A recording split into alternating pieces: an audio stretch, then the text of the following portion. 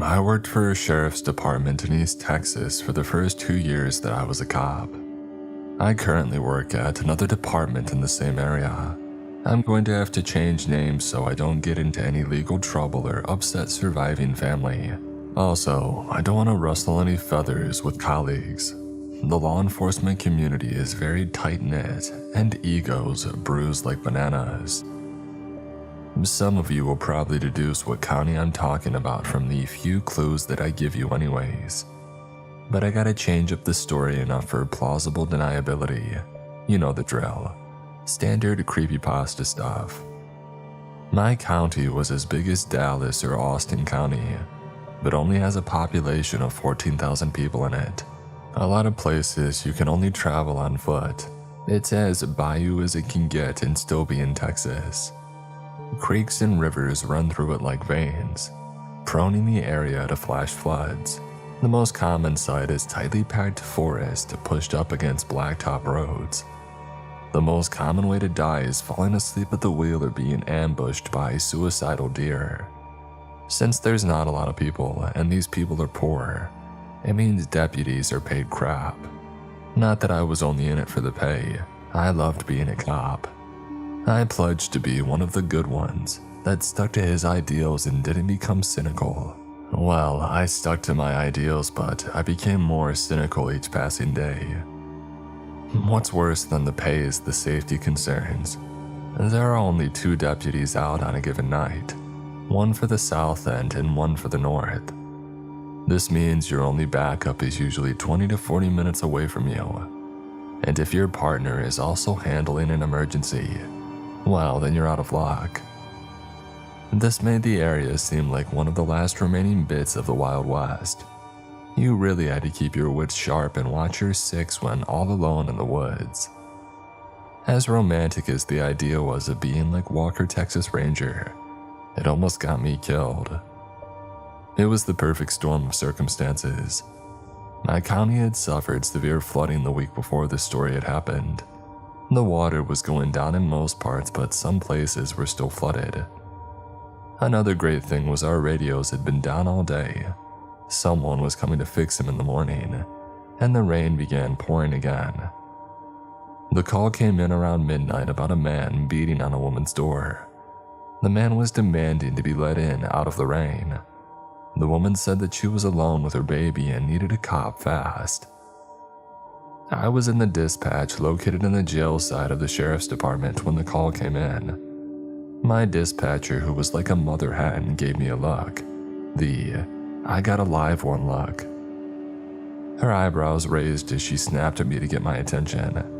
Her phone tucked to her ear while her other hand typed furiously. I listened to her repeat information out loud for me as I scribbled down the caller's address in my notepad. It was in the flash flood zone. It was passable, but the continuing storm was changing this quick. Another hour of hard rain would cut it off from the rest of the world. My dispatcher swiveled in her chair to look right at me, her face serious. Call me on your phone when you get close. The radios are still down, so I'll call you every 10 minutes for a security check. Got it, I said, as I spun around to hurry to my patrol car. I let the South End deputy know what you got in case he needs to get to you. She quipped as the heavy door to the jail slammed behind me. I appreciated the gesture from her, but having backup almost an hour away didn't mean much if things popped off. Backup could be coming from the moon for all the difference it made. I squeezed myself into the crowded front seat of my patrol vehicle. I hadn't even entered the address into my onboard GPS when my phone had started ringing. It was dispatch. What you got?" I asked. There was an unusual pause before she spoke. I could hear the concern in her voice. "Hey, just learned this. Our caller said that it may be Ezekiel Burrows out there." I paused before turning the key in the ignition. This was not good. I had dealt with Zeke before. It was back when I was a rookie. I'll have to put this story on hold to fill you in with a flashback episode first. I had been working for about 2 weeks at the time. I was still riding shotgun with my FTO. An anonymous caller rang the sheriff's department complaining that Zeke and his older brother were driving around pointing guns at people and firing into the air. My FTO had been a stereotype of an old county cop who was about to retire. He was laid back and calmly gave instructions between drags of a cigarette. He wore a bushy white walrus mustache and cowboy hat that fitted him perfectly. When the call came across the car radio, his demeanor flipped like a switch. He sat forward and flicked his cigarette out the window. His face darkened. "Alright, deputy, this could get dangerous. Stay alert, stay close, and do everything that I tell you." We were burning towards the call pretty fast when he offered this additional piece of information. "I know these two brothers, they've been known to fight with police. Don't be afraid to go hands-on if you need to," he said with his slow demeanor. And my body dumped a ton of adrenaline for a fight-or-flight response as I felt my stomach turn. I was glad that my FTO was so calm for me. In those days, I used to be ashamed of the butterflies in my stomach. I thought it meant that I was weak or a coward. Now I realize it's my body's way of protecting itself, and I needed to embrace the feeling. We found the brothers slow rolling around in a Hutter green Dodge Neon. It was missing a driver's side mirror and had a giant hole where a red brake light should be. It was great when they made our job easy. We initiated a felony takedown. That's pretty much when you point your weapon at the suspect vehicle while standing behind your open car door. You give loud, verbal commands like, "Driver, step out of the vehicle slowly." Anyway, we had both of them pulled out and detained in handcuffs. Nothing of note really happened except for there being 2 shotguns and 3 rifles in the back seat. Ammo and shell casings everywhere. It's not illegal in the state of Texas, but highly suspicious. The original caller wanted to remain anonymous, so we had nothing to prove that they were firing from the vehicle. My FTO dealt with Zeke's older brother while I talked with Zeke. I can't remember the brother's name. We will just call him Turd for now. My FTO had our dispatch run both of their names to see if they had any active warrants. So we got some tense and awkward minutes with the brothers while they waited to see if they were going to jail or not. A Turd ran at the mouth for the duration of the stop, called us every racist and vulgar thing in his extensive vocabulary of no-no words. And me, being a rookie, got a little flustered at some of the things he had allegedly done to my mother, so I turned my attention to Zeke. Zeke stood there downcast and drenched in sweat.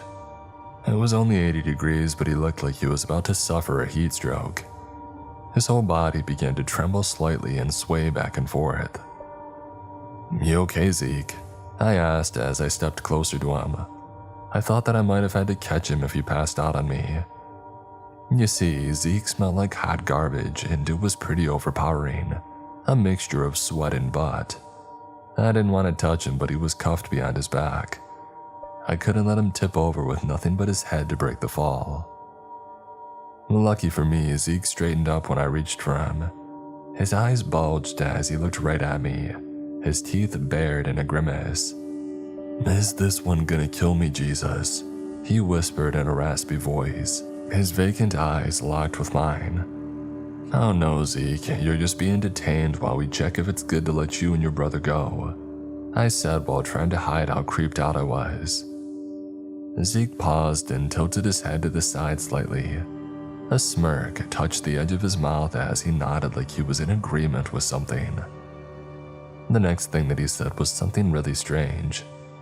It's been a while since that day, so my memory is foggy, but I remember it being something like, "I'm supposed to tell you to remember my face during the massacre." "What?" I said as I turned to face him squarely. His brother must have heard the change in my tone of voice. He leaned over to yell past my FTO. "Hey, keep your mouth shut, Zeke. Let me handle these pigs." Zeke considered his brother calmly and replied, "You will be alone when you die, brother." Turd's eyes widened and I saw pure fear flash across his face. He scoffed and tried to play it off by laughing, but I could see through his bravado. His brother had scared him. Long story short, both brothers came back clear of warrants. The original 911 caller still wanted to remain anonymous, and this meant that we had no witness to any alleged illegal activity. With nothing to hold them for, we let them loose. But I do remember one more creepy thing that Zeke said. When they were uncuffed, the two walked back to their car. Turd went for the driver's seat and Zeke went to sit in the seat behind him. "What, I'm your chauffeur now?" Turd asked angrily. Zeke was staring at something in the passenger seat while shaking his head slowly. "No," Zeke replied coolly. "He's already sitting there. I'm not gonna make him mad. He's already been staring at you all day." And Turd said something muffled to Zeke and got into the driver's seat. As they drove away, I could see Zeke sitting in the back, half turned and pointing at something beside his brother in the passenger seat. And before they had pulled out of earshot, I could hear Turd begin to scream profanities at his brother. So, that's the previously on the TV show of my life. That was my first run-in with Zeke, and now it seemed that I was racing to him again years later. Zeke's little origin story always sat different with me. I never encountered him in person after that initial contact, but word of his exploits would always reach me. An elderly woman had her door kicked in by the two brothers. She was beaten and robbed. Didn't call the cops until a week later because her grandson made her. She was too terrified to give a witness statement, but the grandson told me the entire street knew that it was Zeke and Turd. An outdoor birthday party canceled when Zeke popped up out of the woods and started firing his shotgun in the air. I spent the rest of the night trying to reel in trigger-happy relatives looking for Zeke in the woods. A caller that we 90% knew was Zeke kept calling dispatch and threatening to kill the sheriff on recorded lines. He was mad that his brother was arrested. Problem was, Turd was arrested by a neighboring county, not us. It was evident that Zeke was sliding further and farther to the dark side. He was the Riddler to my Batman. I could never catch up with him, he just left problems for me to deal with. But now maybe I had him, and I could physically put cuffs on him. My GPS said that I was 10 minutes out from the caller's house. It was going to be a little bit longer because of the downpour. Visibility was low and I could feel my ride trying to hydroplane a few times. When I was about 2 minutes out, the road before me just seemed to disappear. The white lines had just vanished as water flooded the road. Turning on my takedown lights didn't reveal where the high water ended, so I stepped out of my car to take a better look. In the darkness, all I could hear was the sporadic thumping of droplets hitting my raincoat, and the mechanical back and forth of my wipers in overdrive. Before me was a flat plane of water rippling from millions of raindrops. Every few seconds the area would illuminate with lightning, showing me the deep water continued around the bend in the road. My mind went back to the PS1 days of Silent Hill. First thing I did as a terrified 5th grader was try to leave the town, only to find an endless drop-off into the dense fog. I had the similar feeling of dread now, but this time it was an impromptu lake and not a cliff, and I was running towards the danger, not away from it. I was weighing my options and considering letting dispatch know that it was impassable. I was in a Charger, not a Tahoe. Maybe Zeke found somewhere else to stay dry. I mean, he hasn't broken any laws yet. My phone began to ring. It was dispatch. Before I could even say hello, I was met with, "You there yet, deputy?" "I'm around the corner, there's." "He's back," my dispatcher half shouted. "She's saying that he's kicking the door and beating on windows. I can hear him threatening to hurt her in the background." At this moment, only one course of action was clear. I guess I'd be swimming if I had to. I slowly but steadily submerged my vehicle into the dark waters. I was praying that it wouldn't drown out as the waters rose to about 2 feet high around me. Water began seeping in from the bottoms of the doors as I made the bend in the road. I could see land before me as I began to get more traction and pull out of the water. I gassed my vehicle to give it one last lurch to exit the water and spin out into the muddy road. I hit the brakes to get a quick layout of my surroundings. The red stop sign of a four-way intersection reflected back at me. I was now in a small residential community. My GPS told me that the caller's house was across the intersection and 3 houses down on the left. It was hard to see it through the downpour, but I could see the road disappeared under the water again. I got out and began to walk. I wasn't going to risk getting my car stuck and trapped in the driveway. As I sloshed forward, a tension began to build in the back of my neck. Silent lightning would periodically illuminate me in a sea of ripples. A cold feeling surrounded my thoughts. A black hole opened in my stomach, sucking all confidence from me. This was new. I had been scared before, but fight or flight always set in with a burst of nervous energy. But this was surreal. I felt like I was dreaming. I felt dread. I felt alone. I was in water up to my knees when I reached the yard. I finally got some higher ground the closer that I came to the front door. I squished around to my left and my right, checking the sides of the house. The house was a double-sized trailer elevated 3 feet off the ground on stilts. I had to walk up the steep stairs to knock on the door. "Sheriff's Department," I yelled over the rain. I jumped back down with a splash of the narrow steps and I scanned the darkness. I heard rumbling at the door as it opened a couple of inches. I could see a feminine face peeking out at me. "Can I see a badge or something?" came a fearful voice. I cocked my head at this before I realized that I was completely covered in my yellow Wyatt Earp raincoat. I unbuttoned my trench coat and showed my flashlight on my badge and duty belt. "He was here just now," she said nervously. Her eyes darted back and forth, scanning the darkness. I could hear the frantic cries of her child from deeper in the house. "Lock the door, but stay by it for me. I'll check around back. So don't worry if you hear me making noise back there." I waited until I heard her lock the door before pulling out my gun and circling around to the left. I circled around the entire house slowly, making the corners with a deliberate slowness. My small but powerful flashlight held at the center of my chest with my gun at low ready. The entire perimeter of the house checked clear. My head was on a swivel, checking the thick forest pushing in from the darkness. I even checked her small car, pulled on the doors to see if they were left unlocked. There was nothing suspicious. He was gone. But I felt eyes on me. The cold dread sat heavy in my stomach, making me slightly nauseous. I could feel the nervous tingle at the base of my skull, making me want to turn my head frequently. And then the obvious realization hit me, causing an extra punch to the gut. He was under the house. It was 3 feet off the ground. Me being an idiot had just been walking around him. I was standing with my back a foot away from the house. I immediately dropped to one knee with a splash and twist to aim my weapon and light under the house, my mind half expecting the jump scare from Zeke, akin to the scene where they first showed the xenomorph in the vents on Alien. My fingers slowly loosens off the trigger as I saw nothing but interlocking planks of wood, cobwebs, and more darkness. I couldn't see fully under the house because it had been used to store old junk like a lawnmower, sandbags, and old bicycles. I stared intently for a while, trying to make out a human form.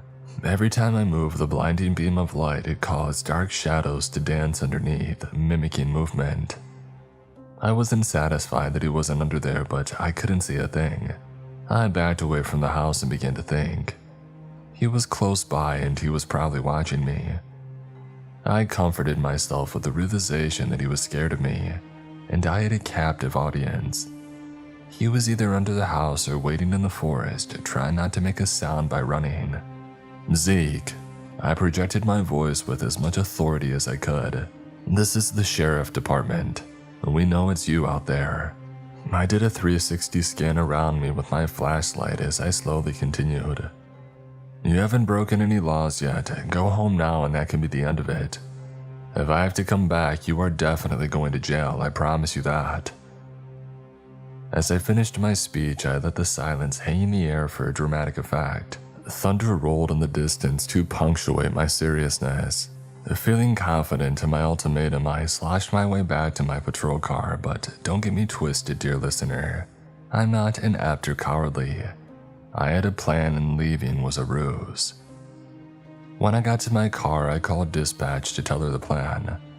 I told her to let our caller know that I was going to drive back to the stop sign down the road and dark out to wait for Zeke to return. Soon I was back in my car with all the lights out, staring down the dark road towards the house. As I sat in the darkness listening to the chaotic storm envelop me, I checked my phone. Only 10 minutes had passed when I swear it had been an eternity.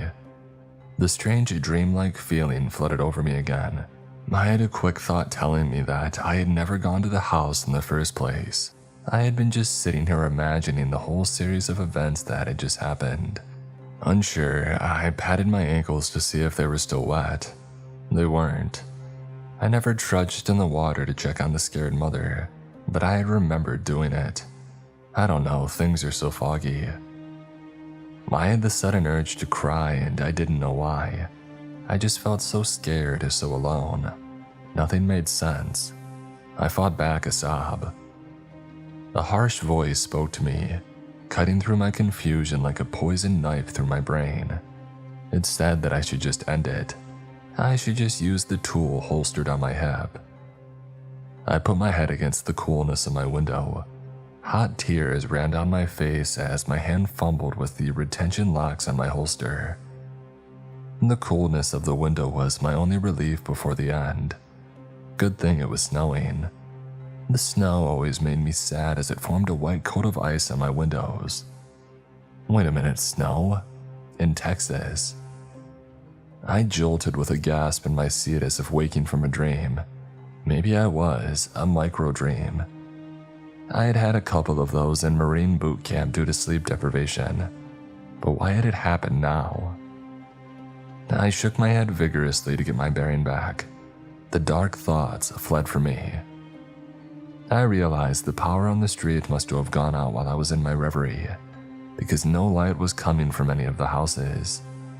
Visibility was zero and the storm was at a deafening cacophony by now. Alone with just my thoughts in the darkness, I doubted my plan. I had had enough of my mind playing tricks on me, and I wondered how long I should sit here like a creeper until I had to go back to regular patrol. My phone lit up and I jumped to answer it before it could even ring. I immediately recognized my dispatcher's voice, but it sounded too far away. "He's back, right now he..." Her voice cut out as the call dropped and it chimed in my ear. Yeah, sometimes these cell towers out here were spotty, especially during storms. Now I had a useless phone that I couldn't call backup with. My only hope was my dispatcher would get my partner rolling my way. He was around 30 minutes to 1 hour away, remember? As I slammed my door behind me and began slogging through the rain, I thought to myself, on nights like this, I knew the future. I could just imagine the darkest timeline of events and it would happen. The thought of my cell phone crapping out had been a whisper in my mind since the night began. I didn't bring it to the forefront of my thoughts in hope that it wouldn't manifest, but it came true along with all the other bad vibes of the night. I prayed and no more latent fears came to fruition, especially the deepest fear that we all suppressed every time we wear a badge. I was splashing through the mini ocean leading up the front porch when I heard the screaming of the child. Not the normal screaming of a fussy infant, but a sharp, raspy scream, as if the child's throat was hurting from the exertion. Out came my gun again as I quickly ran towards these steep stairs. I did a quick duck under to scan the house with my light before I positioned myself beside the narrow stairs. I didn't go up them due to hearing about cops being shot off porches through closed doors as soon as they had announced themselves. I banged down the lower part of the door with a fist and announced myself. I waited a beat for an answer or a gunshot. None came though, and I weighed my options. I didn't have consent or a search warrant, but what I did have was a good old exigent circumstance. Exigent circumstance is what firefighters use to kick your door in when they smell smoke. As long as I believe danger is on the other side of the door, I can ram it in. The baby's screams became choking coughs, and I heard something thump loudly inside. I hopped up the steps and prepared to launch my shoulder into the door. A tiny voice in my head urged me to see if the door was unlocked. It should still be locked from last time, but I tried it anyways. It opened a crack and I was hit with an awful stench. The closest thing that I can compare it to is somebody with a severe sinus infection waking up with morning breath, having eaten rotten eggs and they blew in your face. I pulled my head back to see a bulging eye staring at me from the top corner of the door. But this eye reflected like a cat's or a raccoon. It stared down at me with a dotted purple. In the split second before I kicked the door open, I could see the eye glint purple and retreat. I could hear the growl of a dog as the door swung open to the darkness within. My flashlight and my weapon swung around frantically, searching for a dog or a tall intruder with purple eyes. I saw nothing but a small living room. A TV to my right, a couch to my left. Counter in front of me separating the living room from the kitchen. I could hear the child screaming and coughing from the hallway to my left. I took a couple of tentative steps towards the cries when a figure rushed out of the hallway towards me. I let out a yell and leveled my Glock to fire. I thank God that I froze for an instant instead of shooting reflexively. In the split second that followed, I saw the mother with her head tilted sideways and her eyes rolled back. Her arms were trailing limply behind her as she fell. I sidestepped out of her way and she crumpled to the floor beside me with a thud.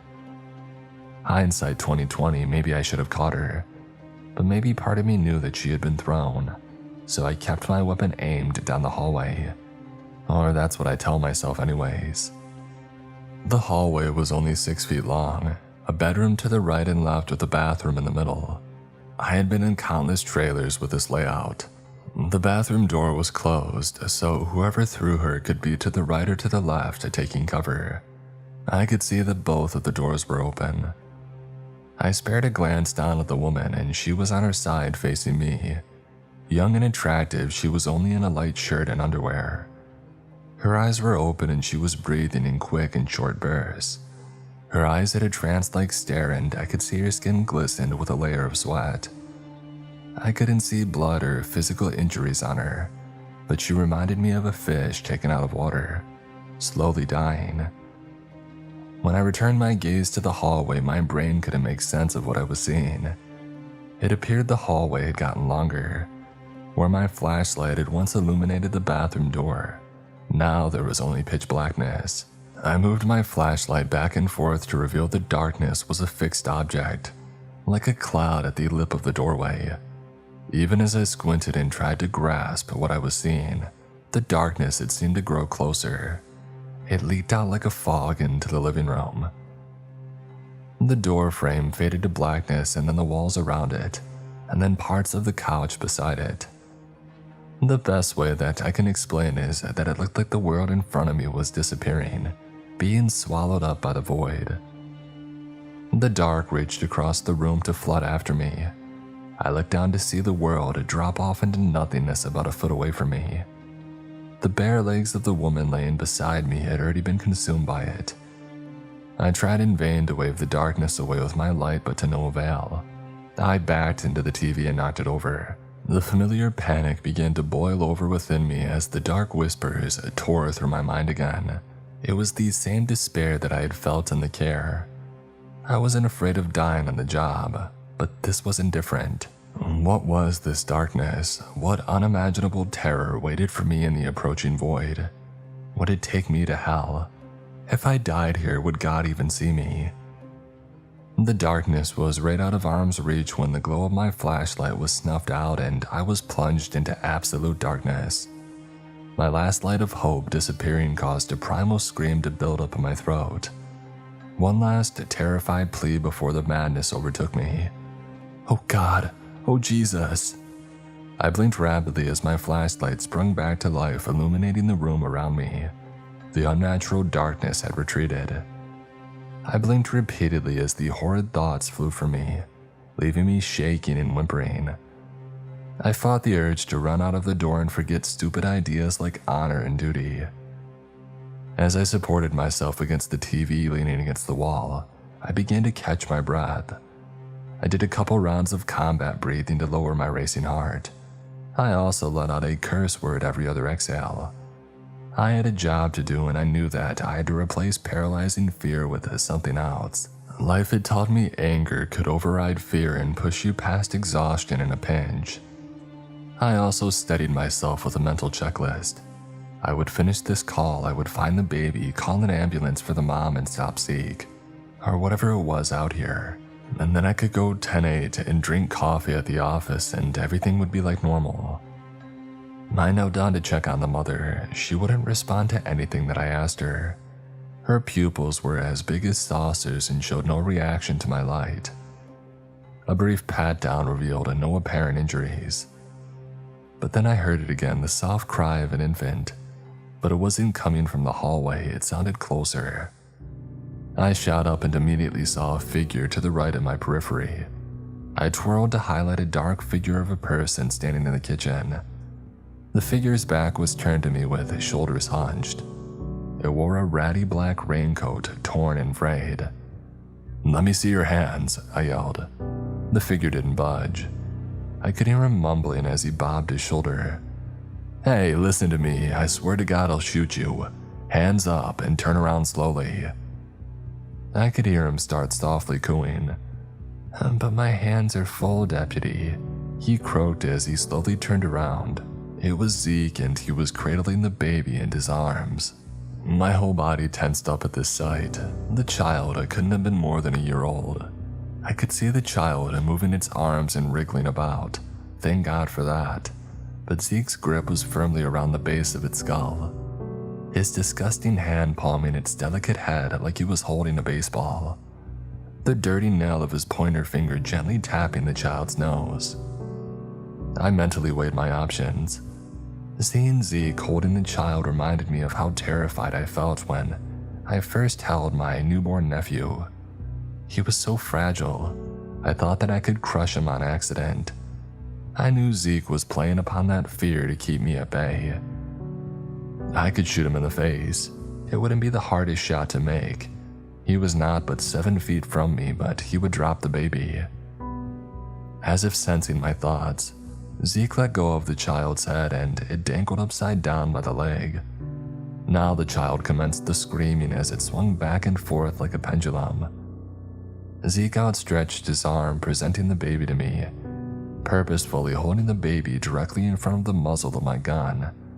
"Take the shot, kill the bad guy, save the family," Zeke hissed. "It's what you trained for all these years," he continued as he took a step towards me, shortening the distance to about 4 feet. I could see the tears pouring out of the child's chubby face, running down its forehead to sprinkle to the floor. I pulled my gun away from the child and held it close to my chest, terrified to have something so dangerous so close to something so precious. I took a half step back when I realized that I was losing my one advantage. Zeke thought that I had tunnel vision on shooting him. He expected me to step back and keep my distance like cops were trained to do, but I always liked a good fight. I quickly came up with a plan to holster my weapon while rushing him. I would grab the baby with my offhand while giving him a low kick right to the knee. I would catch him off guard by springing my attack in the middle of telling him something that everybody knew. "Zeke, listen to me, you have the right to remain silent." My gun started to lower to my holster, my offhand pointing the light in his eyes. "Anything you say can be used against you." A grin began to widen on Zeke's face. "If you cannot afford a..." I tensed to attack. Zeke whipped the baby into the air. Time slowed around me as I saw the child arch upwards to almost hit the ceiling. I must have instinctively dropped my weapon in light as my arms reached to catch the child as it descended. My hands searched the darkness where my brain predicted the fallen child should be. I felt its soft body and eagerly pulled the child to my chest. The instant that my brain confirmed that I had secured the infant, My eyesight exploded with stars as my head rocked back. While reeling backwards, another blow hit the side of my right knee. I buckled and fell to my back, the gear in my duty belt jamming painfully into me. The entire time my arms desperately wrapped around the screaming child. I immediately began frantically searching the ground around me with my right hand. I couldn't let Zeke get my weapon. I began to sit up and roll to my side in a desperate attempt to shield the baby. I received a crushing knee to the belly as Zeke landed on me with all his weight. I let out a grunt of pain and wrapped the child tighter to my chest. He straddled me and pulled himself closer by the collar of my overvest. I could smell his telltale stench cascading off me, his enlarged eyes staring into mine. I realized with horror that Zeke had no intention of going for my gun. With a crazed smile on his face, he embraced me in a hug and began to squeeze. He was going to squeeze me to squeeze the life out of the baby. I had to recall my searching right hand to push back against Zeke. We struggled like that for what seemed like an eternity. He was mounted on top of me, giving me a bear hug, and I desperately tried pushing him away with my right hand while shielding the baby with my left. I knew the amount of force that he was putting on me was unnatural. He was wiry and about 6 inches shorter than me. I had at least 40 pounds on the guy and I was in decent shape.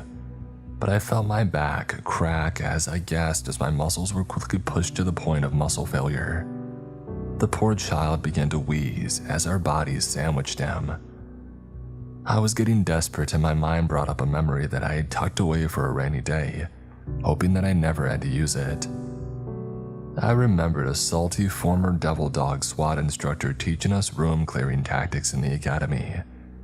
It was the end of the day and he began to share war stories about his time in the Corps. Most people don't know the quickest way to kill somebody is putting your thumb right through the bad guy's eye socket, he had told us with a wicked smile, mimicking the action by thrusting his gnarled thumb with a quick jab. Straight into the brain, he finished as he twisted his thumb and made a squish sound with his mouth. Yeah, my body cringed, just like yours did as I heard this. He must have seen the group of us cadets physically withdraw and continued. The trick is getting your brain to override your sense of basic human decency and kill another human in this horrific way. Your mind will fight you on it. It's not natural to want to do this to your fellow man. Even now that you know it, you won't be able to do it if the time comes. I was used to the mind games and hazing from alpha military types, trying to scare us into quitting. I thought on what he said that day, unsure if I could kill or maim someone in such a horrible way. I would have to exhaust all other options. But now as I lay on my back, my body failing and a child being crushed between us, I had to dig deep to survive. Zeke blinked for the first time during this whole confrontation. A look of realization had passed over him. He grinned even wider and began to chuckle. He released me from his hug and quickly grabbed my head with both hands, his thumbs moving from my eyes. I closed my eyes as I felt his dirty thumbnails scrape across my eyelids. Panic leapt inside me as I realized what he was doing. Even though my eyes were closed, I had a mental picture where he was. My right hand struck out and my thumb pierced through something smooth and soft. Warm liquid immediately engulfed my hand and splashed across my face. I didn't realize I was screaming until the copper-tasting liquid had poured into my mouth. I could taste what it was and I knew what I had done, but I had to open my eyes to see. Zeke's grip had slackened enough to open my eyes to peek at the damage. Sure enough, my thumb was deeply embedded into Zeke's left eye socket. He still grinned maniacally as the blood oozed out of him. I pushed him up and away from me as I bucked and twisted frantically. He finally rolled off to my left and my thumb came free of his eye socket. I heard him kicking and thumping away from me as he retreated into the darkness. I sat up with the child and quickly searched to my right for my gun. I found it quickly and snatched it up and scanned the room. I didn't see Zeke, but I scanned back and forth repeatedly. The child resumed its deafening scream and I could feel my heart pounding through my entire body. After a couple of moments of pointing my weapon at the dark and cradling the child, my mind began to work again. I noticed how strange my weapon felt in my blood-covered hand. I noticed the screaming baby sounded loud and healthy, and I noticed that we were both alone. Alone. The child's mother was missing. I sat there overwhelmed, but first things first, I had to deal with the infant in my arms. Retrieving my light, I slowly stood and searched the room for a safe place to lay my screaming bundle. I settled with placing the baby on the floor and building up a pillow fort around it with throw pillows. I could feel precious seconds being wasted. As much as I had wanted to stay with the baby, the longer that Zeke was alone with the mother, the worse. With trepidation, I stood to face the hallway. Zeke must have taken her back there. I stepped forward, deciding on the door to my right first. My kick blasted the door open as my light flooded the room. It revealed a woman's bedroom that had been completely trashed. It looked like an explosion had occurred from a large hole in the center of the room. Wooden torn carpet was scattered all across the area. The flooring was bent up and outwards like something had come up through from the bottom.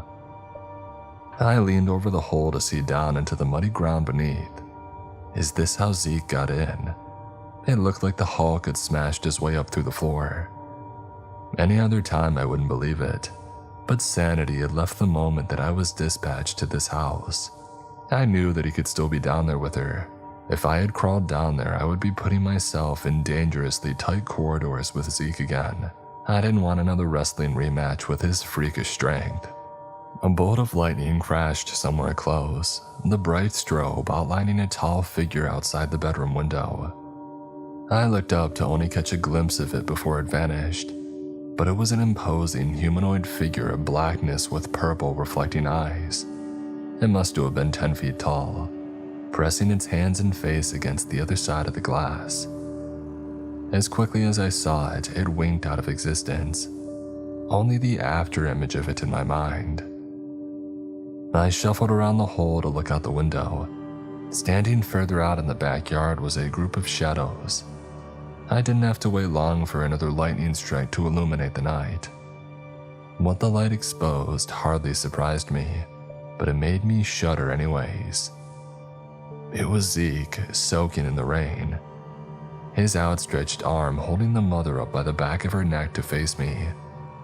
The unnatural ease in which he held her outwards was as effortless as he had held the baby. It was as if he was presenting her to me. A twisted grin dominated his bloodied, one-eyed face as she hung limply. He beckoned me with his free hand to come before turning curtly and strolling for the woods with her. I spat a curse at him as he faded into the trees. I had to get her back. I could care less if he got away in the end, but I couldn't live with my final memory of her being taken by that grinning cyclops. He had sought her out this night. I had to stop whatever morbid plans that he had for her. I ran back into the kitchen and located the back door. I flew out into the cold rain, jumping down the slick steps and sprinting towards the woods. I could see where the foliage parted to make a small pathway. This was around the place that I had last spotted Zeke. He must have taken it. Once I hit the tree line, my momentum almost came to a stop. The water sloshed up to my knees as I took heavy steps forward. After trudging a few yards into the woods, I spotted a glimpse of movement pulling away from me. Every time that I thought that I lost Zeke's trail, I would see him slipping further into the darkness, dragging that poor woman with him. My legs burned as I forced myself forward through the deep foliage. I tried to keep Zeke in my sights through blinding trees and vines. I don't know how long I chased after him. Time did its weird thing again. I fell into a fugue state of desperation and exhaustion. All I knew is that I had to keep moving forward. Though I was surrounded by a thick forest, I felt isolated, like I was floating in the void of space, or standing at the edge of a great chasm. The darkness outside the reach of my light was a void into nothing. It seemed that only the immediate area where I stood was solid. The only things tangible around me were the figures that my light discovered. As soon as I moved past the ground that I stood on or my light passed by the surroundings, the matter returned to nothing. I could fall into the abyss and never be heard from again, another soul lost to the forest. How long would it take before people noticed that I was missing? Maybe it would be deemed important enough for a small local news report. My sheriff might call in reserves and troopers to have the woods searched for me. But after a couple of weeks it would be called off. It's too expensive to keep it up. I know because I've seen it happen a couple of times. I would just be gone. No one would really know that I had been swallowed up by despair, that I had glitched out of this reality to be forever falling into darkness. In my grim reverie of stalking after Zeke, I was vaguely aware of something shadowing me. From my peripherals, I would catch the dark figure with purple eyes keeping pace with me. I could smell the stink of BO and bad breath wafting around me. I wanted to turn my head and face the creature directly, but I was too afraid to lose track of Zeke. He was pulling further and further away from me as my body screamed to rest. Zeke disappeared through some shrubbery and I yelled in frustration as I urged myself to speed up. The corners of my vision faded and I knew that I was on the verge of passing out, on the cusp of falling into the water in exhaustion. I broke through the shrubs and entered a clearing. I looked around in wonder. A perfect circle with a 30-yard diameter. In the middle of the clearing stood an old tree stump jutting 3 feet out of the water. I could see a small sapling shooting out of the dead tree, its skinny branches reaching about 15 feet above the water. With a flash of lightning, I noticed Zeke standing next to the tree, holding the slumping woman by the collar. He had his hand reached up playing with something swinging from the tree. As I stumbled over, I could see that it was a noose. Something old for something new, Zeke proclaimed loudly, still focused on the noose. This is what my Jesus demands. The way that he said my Jesus made it clear that it wasn't the Jesus that Joel Osteen was peddling. He finally turned to face me. With an effortless and fluid motion, he hoisted the limp woman atop the stump. It's gotta be something sweet, he says. And then Zeke groaned, his one eye throwing daggers at me. Maybe it can be you, let's see what he says. But someone hangs from the tree. But I want you and the baby are just a bonus. After the massacre, I'll return to stomp the life out of the child. I had had about enough of this cryptic voodoo talk and threats.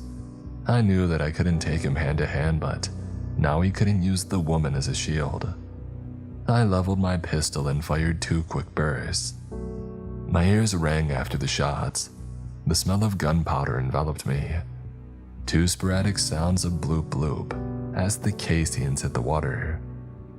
I had closed the gap between us to about 5 yards, an easy shot. So why didn't Zeke go down? Not even a flinch.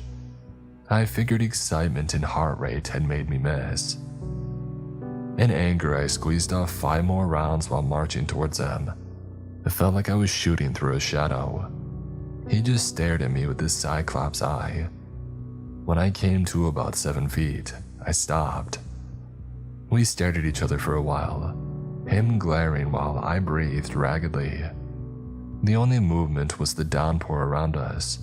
I knew that I was out of options. It began to dawn on me that I was going to die out here with the girl.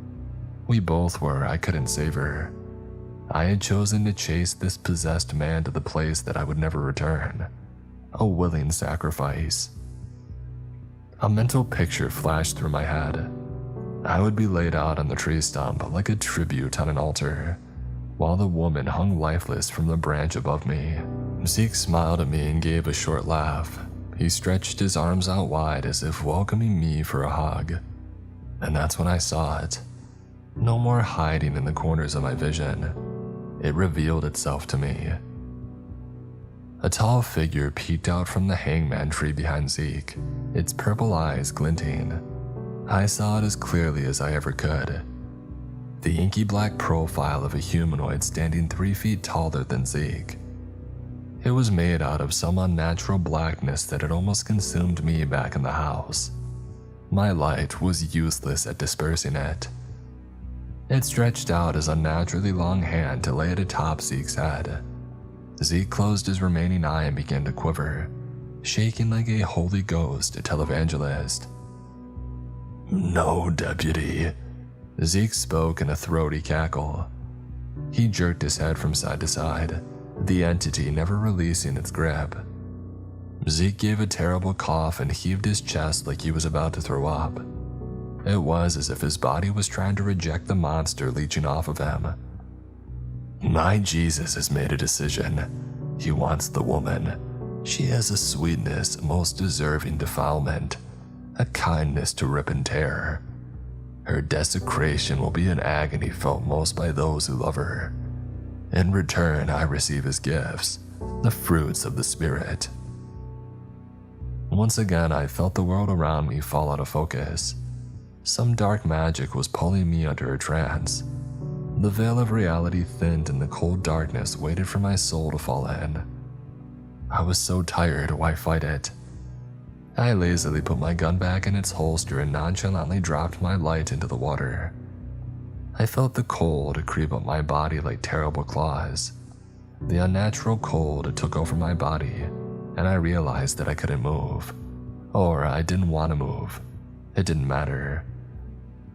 I realized that the rain had stopped, turned off like a switch. I moved my eyes around in my frozen head to see millions of droplets frozen in the air. It was as if time had stopped and the rain was suspended like little planets floating against a dark galaxy. Zeke looked up and marveled at the sight. The dark entity moved out from behind the tree. My eyes were adjusted enough to the moonlight in the clearing to see the inky black mass getting closer. Panic rose within me. I didn't want the thing to get any closer to touch me. I just knew that if it touched me, it would be the most violating thing ever. But I still didn't move. I was useless to resist. The darkness was inevitable. It lowered itself in front of me, its glinter saucer eyes staring into mine. And of course, the overwhelming smell followed. It reached out a pitch-black hand to lay on top of my head. When it touched, a jolt of energy shot through me. I could feel its hate and its disgust towards me. But it wasn't just me, it was everything, even Zeke. Zeke was just a means to an end, a plaything used to spread wrath and hurt to others. But then the real event started. As I stood there dumbstruck, it showed me things. I saw the woman standing and it told me her name was Alyssa. She wore the same blank look that I had, and then realization flooded back into her face. She blinked rapidly and began to whimper. She made eye contact with Zeke, me, and the dark figure. Her eyes bulged as if pleading for escape. What followed I'm not sure of. Time was hard to measure, but it felt like an eternity. I don't know if it was real or a trance. Maybe it was a little bit of both. Both of us locked away in a crack of reality, a crack that let the darkness in to infect and corrupt. I stood motionless with tears streaming down my face as they tortured Elisa in front of me. Zeke ravaged her in countless ways with the entity hovering closely over his shoulder. Knives and cutting instruments would be handed to him out of the dark mass of the thing. They committed acts of violence that I'll never repeat, never write, but I could see that Elisa felt it all. She would scream through gritted teeth, her eyes bulging so much it seemed as if they would pop out. At the end, she would always end up hanging from the noose. In a display of sadism, she would be granted the use of her desecrated body. She would thrash around and weakly try to free herself from the rope around her neck, but she never got free. But right before she stopped struggling, the scene would reset, jump back in time. She would be completely healed and standing in the water, trapped in her own body, waiting for the ritual to begin again. I don't know how long it went on, maybe hours, maybe days, time had no meaning. As the macabre show played out on repeat again and again, I began to lose hope, just as assuredly as Elisa must have. I had given up, I had failed. I was a fool and deserved this cruel fate. I maybe even deserved worse. I deserved worse. It was this self-defeating statement that turned out to be my salvation, the lifeline to pull me out of the bottomless pit that I was sinking. But at first it was just another arrow to my heart, another stone tied to my feet. I did deserve worse, but it should be me up there. I had taken the job to help people like her. How I had failed, standing on the sidelines watching this mother be attacked on repeat. I had no kids, I was just a single and useless man. Nobody would miss me, not like her. I should take her place. This thought sparked through my mind like lightning. It was my job to stand in front of the innocent when the wolf came. Zeke spoke of sacrifice, that I should take her place. Maybe find some semblance of honor for my pathetic actions. I felt a warmth that began to grow inside of me. Zeke had cut her hundreds of times and now led her to a step on the stump so that he could put the rope around her neck. I didn't know what was happening at the time. My brain was still caught in a feverish cycle of self-hate, wanting to take her place, hating that it was her instead of me. I began to regain control of my body. I moved sluggishly towards Zeke, but he was too preoccupied. I saw the entity spin around to face me, its eyes somehow bigger. It let out a deep growl that reverberated in my brain, but it did not attack. Zeke had fastened the rope around Elisa's neck and stepped down to admire his work. Elisa let out an audible whimper as tears flooded her eyes. She knew what was coming. Maybe she prayed she would be allowed to die this time. "Jump," Zeke said, grinning through his teeth.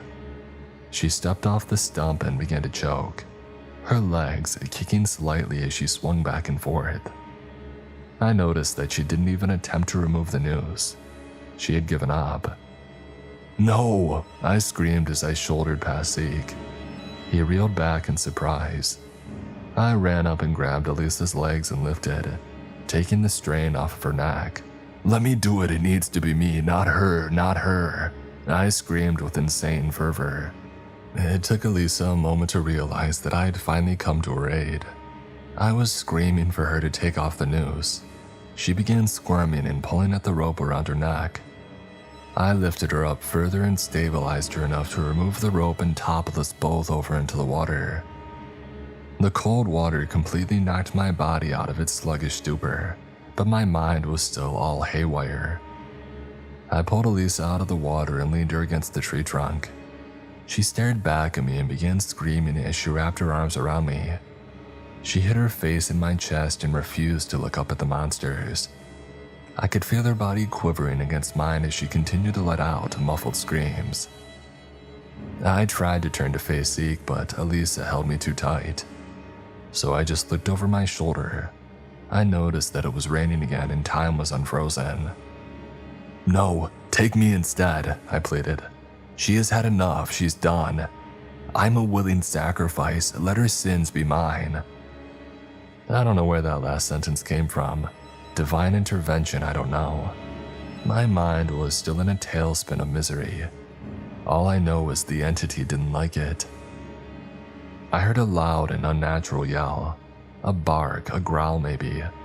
The closest thing that I can compare it to is a mix between a baboon and a jaguar. It was terrifying and I knew that it came from the tall shadow. As if it was a command, Zeke started raining blows down on my head, pounding hammer fists over and over. I squeezed Elisa closer to shield her from the blows. I could take the pain, I wanted it. Zeke then tried to pull me off of her, but I held on. And that's when I realized that Zeke had lost his strength.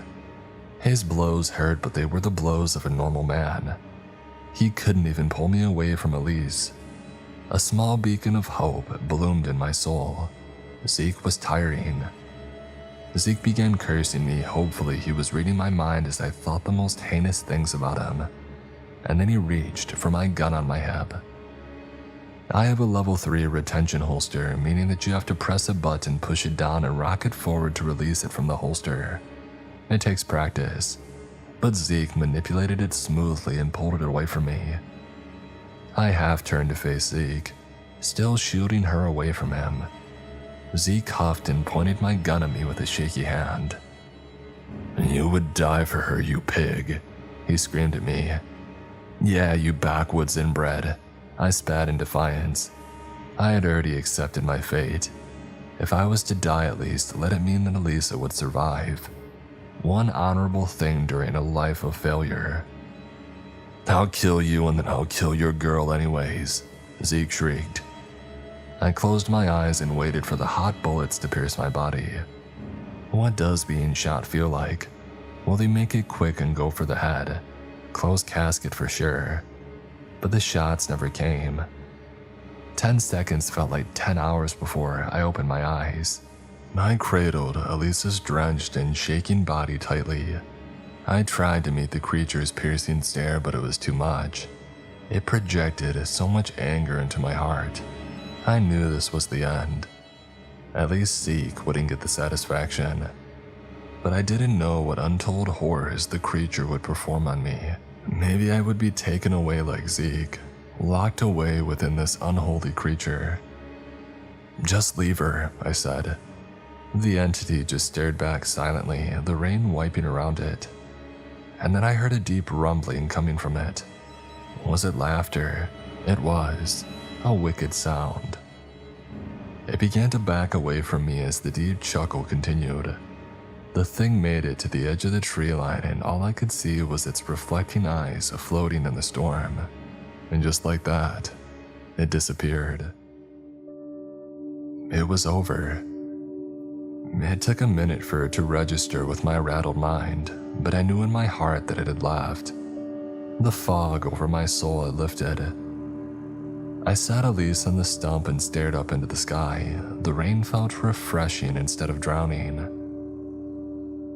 I won't bore you with the after-action report of the mountain of paperwork that followed, but I fished my gun out of the water and I silently helped Elisa limp back to her house. Not a word said between us. I mean, what was there to say? Oh, and the backup still hadn't arrived yet. The baby was fine, if not a little bruised, and the EMT took Elisa to the hospital. She had returned to a semi-catatonic state, not saying anything for about a week. She finally did start talking again, but she claimed that she didn't remember anything. I consider it a mercy. She and her child went to live with her parents. They told me that she had extreme night terrors every night, but quickly forgot them upon waking. Hopefully, she can have a normal life for her child, but she will never be the same. Evil had left its stain on her. I kept my report short and sweet. I wisely chose to omit the shadow monster and the dimension of torture that Elisa was in. I left out the part about emptying 7 rounds into an unkillable demon-powered man. I just told the narrative of chasing Zeke out of the house and into the woods where I rescued Elisa. Oh, and Zeke may have an injury to his eye. It was too dark to tell how bad that I had hurt him. That same night, Zeke's brother had died. It was in the papers the next day. He was locked up in the neighboring county. He had suffered a heart attack in his cell. There was a whole investigation. The video showed him banging on the door and crying for help. But there was a big fight in another part of the jail, so nobody heard or paid attention to his cries as he died alone. I stayed with the department for another month. They put a warrant out for Zeke for burglary and assaulting a police officer, but I never expected him to turn up. Until one day he did. My sergeant had come into the office with a big smile on his face. He let me know that they had found my guy. He said that Zeke was found on some hunting lease in a neighboring county. Sarge slapped down a folder with pictures in it. I opened it to see a familiar sight. A clearing with a tree stump in the middle. Another younger tree growing out of the middle of it. And there hung the body of Zeke dangling from the noose. His body was bloated and rotten. I turned the page to see a picture with a closer look. He wore the ratty black raincoat and his left eye was missing. "What happened?" I asked incredulously. Well, some hunter found old Zeke about a week ago. Guess he got tired of running and he offed himself. My sergeant spoke matter-of-factly. The strange thing is, the coroner said that he had been up there for months. Kinda messes up your timetable of events. I don't know, maybe the doc is a quack.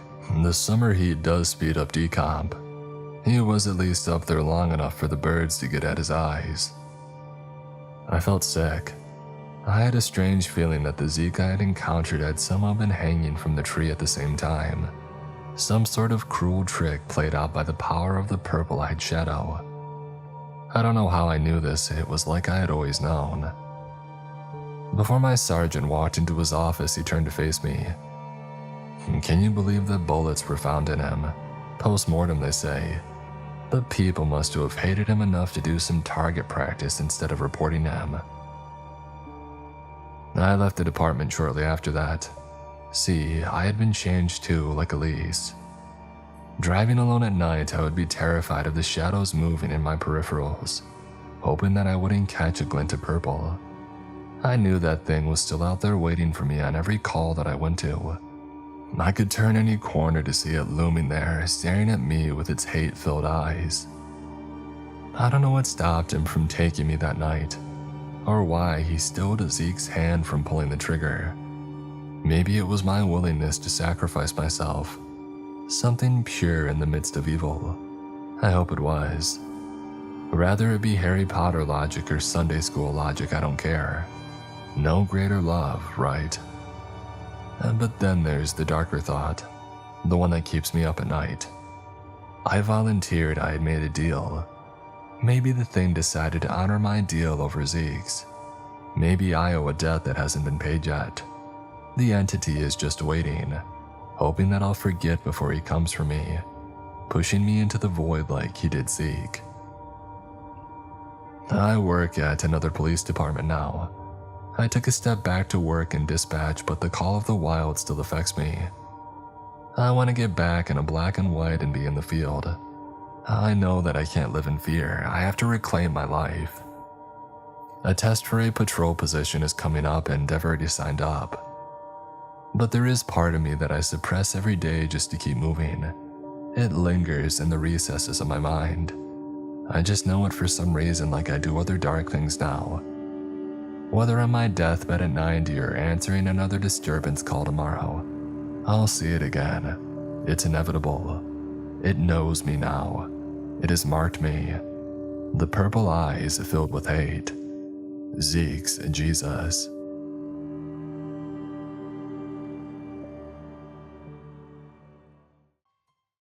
Today's episode is sponsored by BetterHelp. The Thanksgiving is right around the corner, so what better time to thank the people that are there for you? For me, it's my family, friends, and my pets. They help manage my mental health and bring more joy to each day. This month is all about gratitude, and along with the people that I just shouted out, there's another person that we don't get to thank enough. Ourselves. Take some time to get to know yourself and give therapy a try.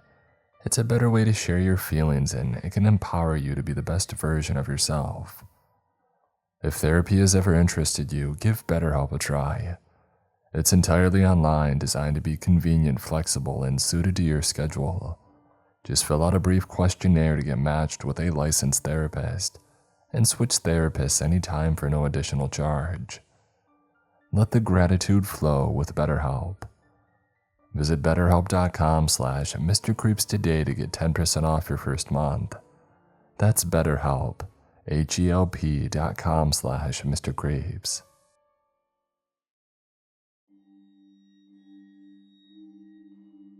October 26th, 2017. I hate Halloween. Hate it with a searing passion. Just the sight of a grinning pumpkin is enough to put me in a foul mood. And this isn't a recent thing either. I've harbored this fiery loathing for almost 2 decades now. Over the years, I've raged at the countless kids who've come to my doorstep wearing silly costumes drenched in fake blood to beg for candy. My sour mood on this blasted day can easily give old Ebenezer Scrooge a run for his money. Lily, my little girl, doesn't really understand why I'm like this. Why exactly does her doting father turn into a famed Grinch every 31st of October? I can't tell her, it's too dangerous. Just speaking about the horrors that I've seen all those years ago can invite them back into my life, like getting re-injured by scratching the scab off a recent wound. I've worked so hard to bury all that stuff deep in the garbage dump of my mind. I cannot allow anything to help dig those memories free. Not like they need much help either. Every year as Halloween approaches, I can feel them scratching at the back of my mind, trying to claw their way out to the back of my eyelids each time that I squeeze my eyes shut. Everything that had happened starts to play out like an old grainy film, leaving me a sweaty, breathless mess. Not even my wife knows what had happened to me 18 years ago, what I had seen that night. But tonight I feel compelled to write the events of that night down. I feel like it's the right time to do it, just before I go and finally bring this nightmare to an end. It was the turn of the millennium, fall in the year of 1999. I was a scrawny 11-year-old white kid living in a small town in America.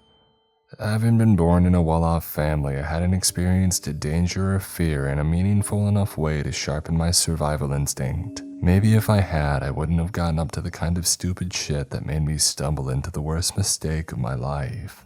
And we lived in a close-knit community, so I had plenty of friends growing up, mostly from backgrounds similar to mine. By far, my closest friends were Jonah, the pimply Jewish kid with the buzz cut, red-headed Ed with a plump face pockmarked with freckles, gangly Michael, the lone black friend of our group and our grade as well.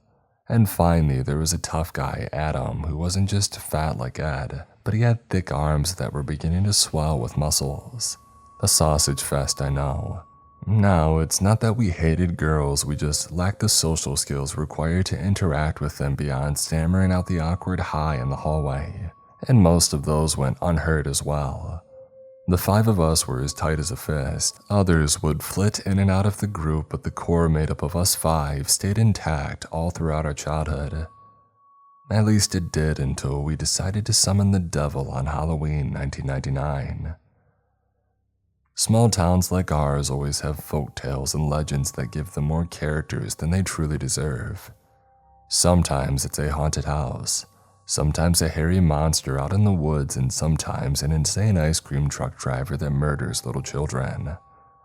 Ours had a ritual, one that can help you summon the devil on Halloween and make him do your bidding.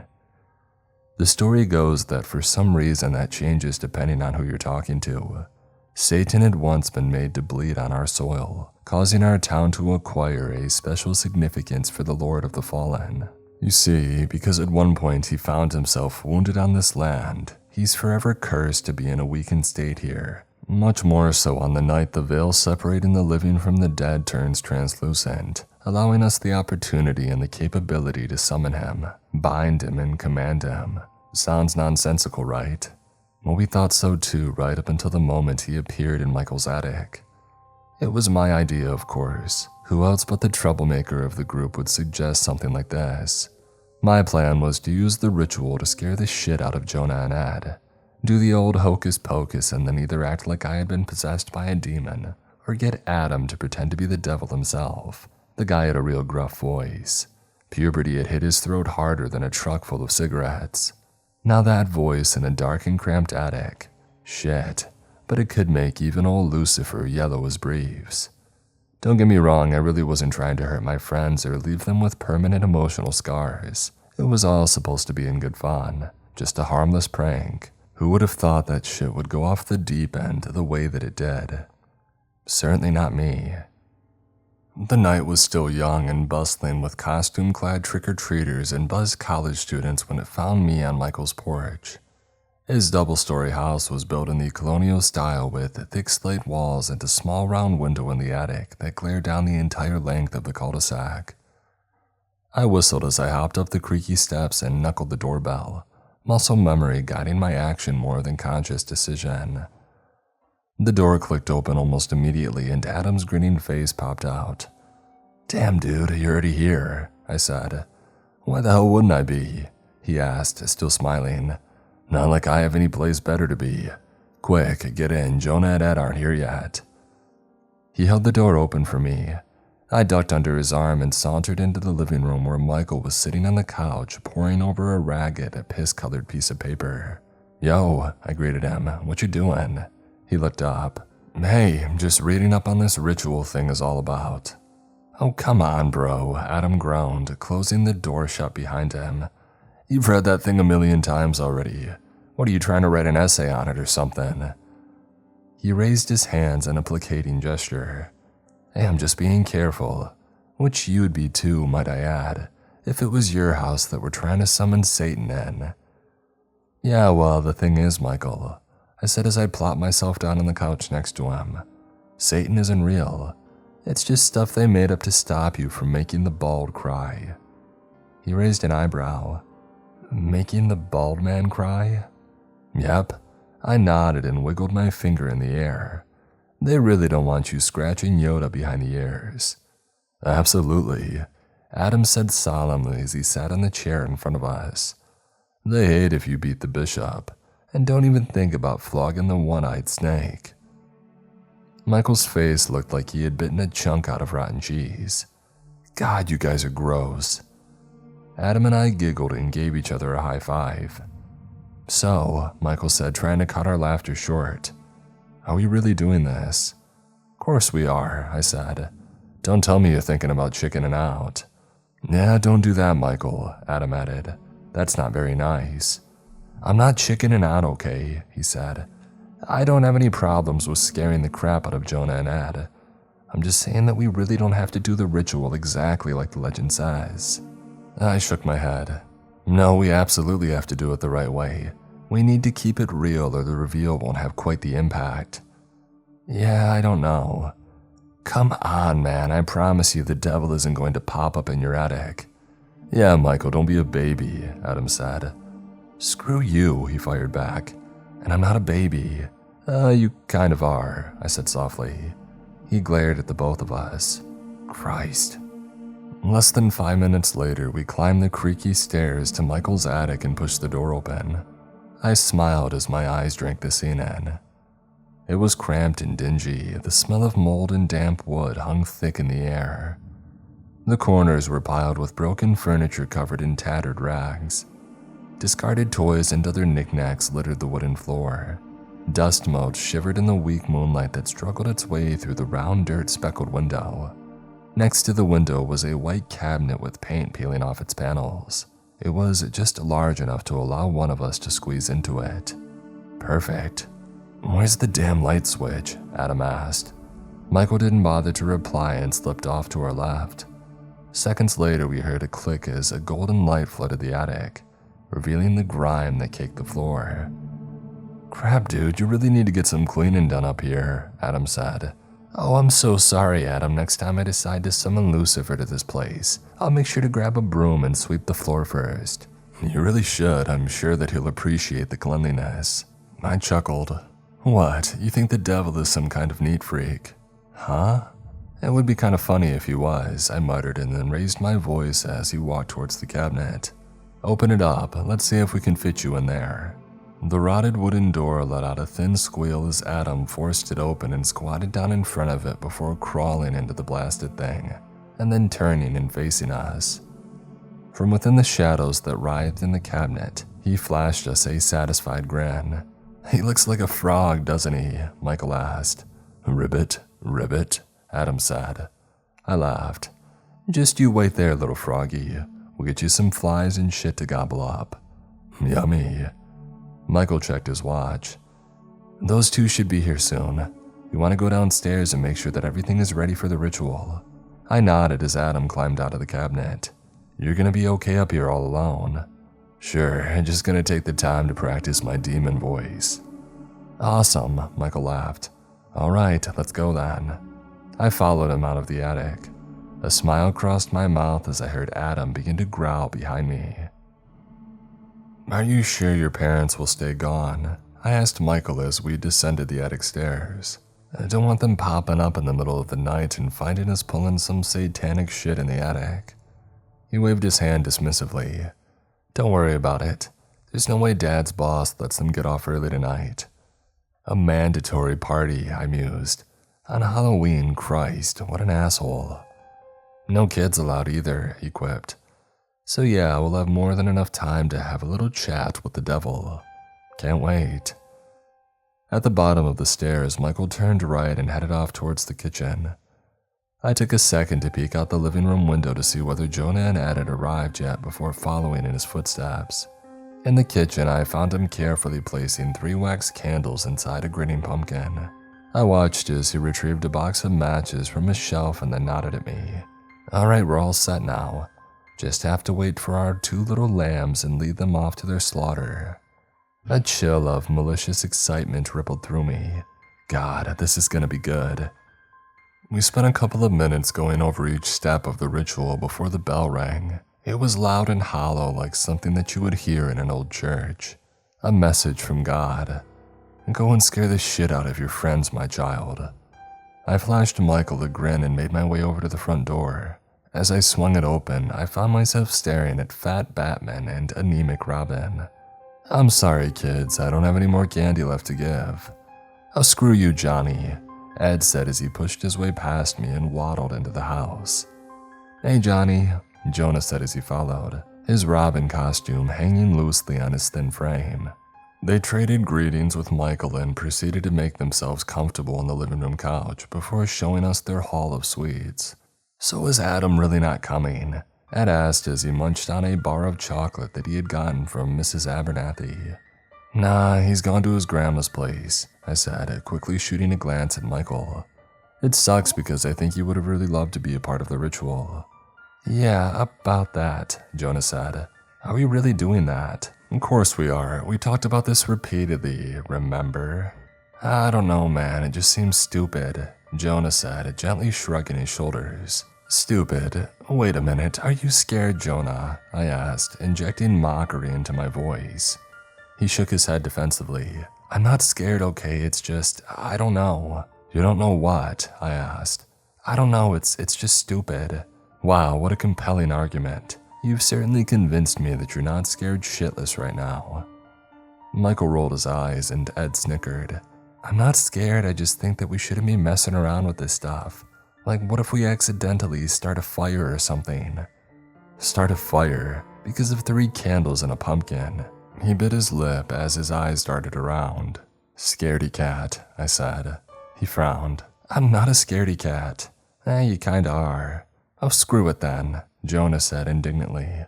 Let's do it. I'll show just how scared I am. You tell him, Jonah, Ed said. Okay then, let's do it, I said. What, right away? Jonah asked. Well, yeah, right away. Oh, alright then, Jonah said meekly before squealing in fright as Michael thrust the carved pumpkin into his face. Oh, quit it, Mikey, Ed chortled. Save some for the devil. Adam was nowhere to be seen when we entered the attic. I had made sure to make as much noise as possible when we climbed up the stairs so that he had more than enough time to pack himself into the little cabinet. Consciously trying not to look at his hiding place, Michael and I made the others sit down in a circle near the window, such that Jonah and Ed's backs were facing the cabinet.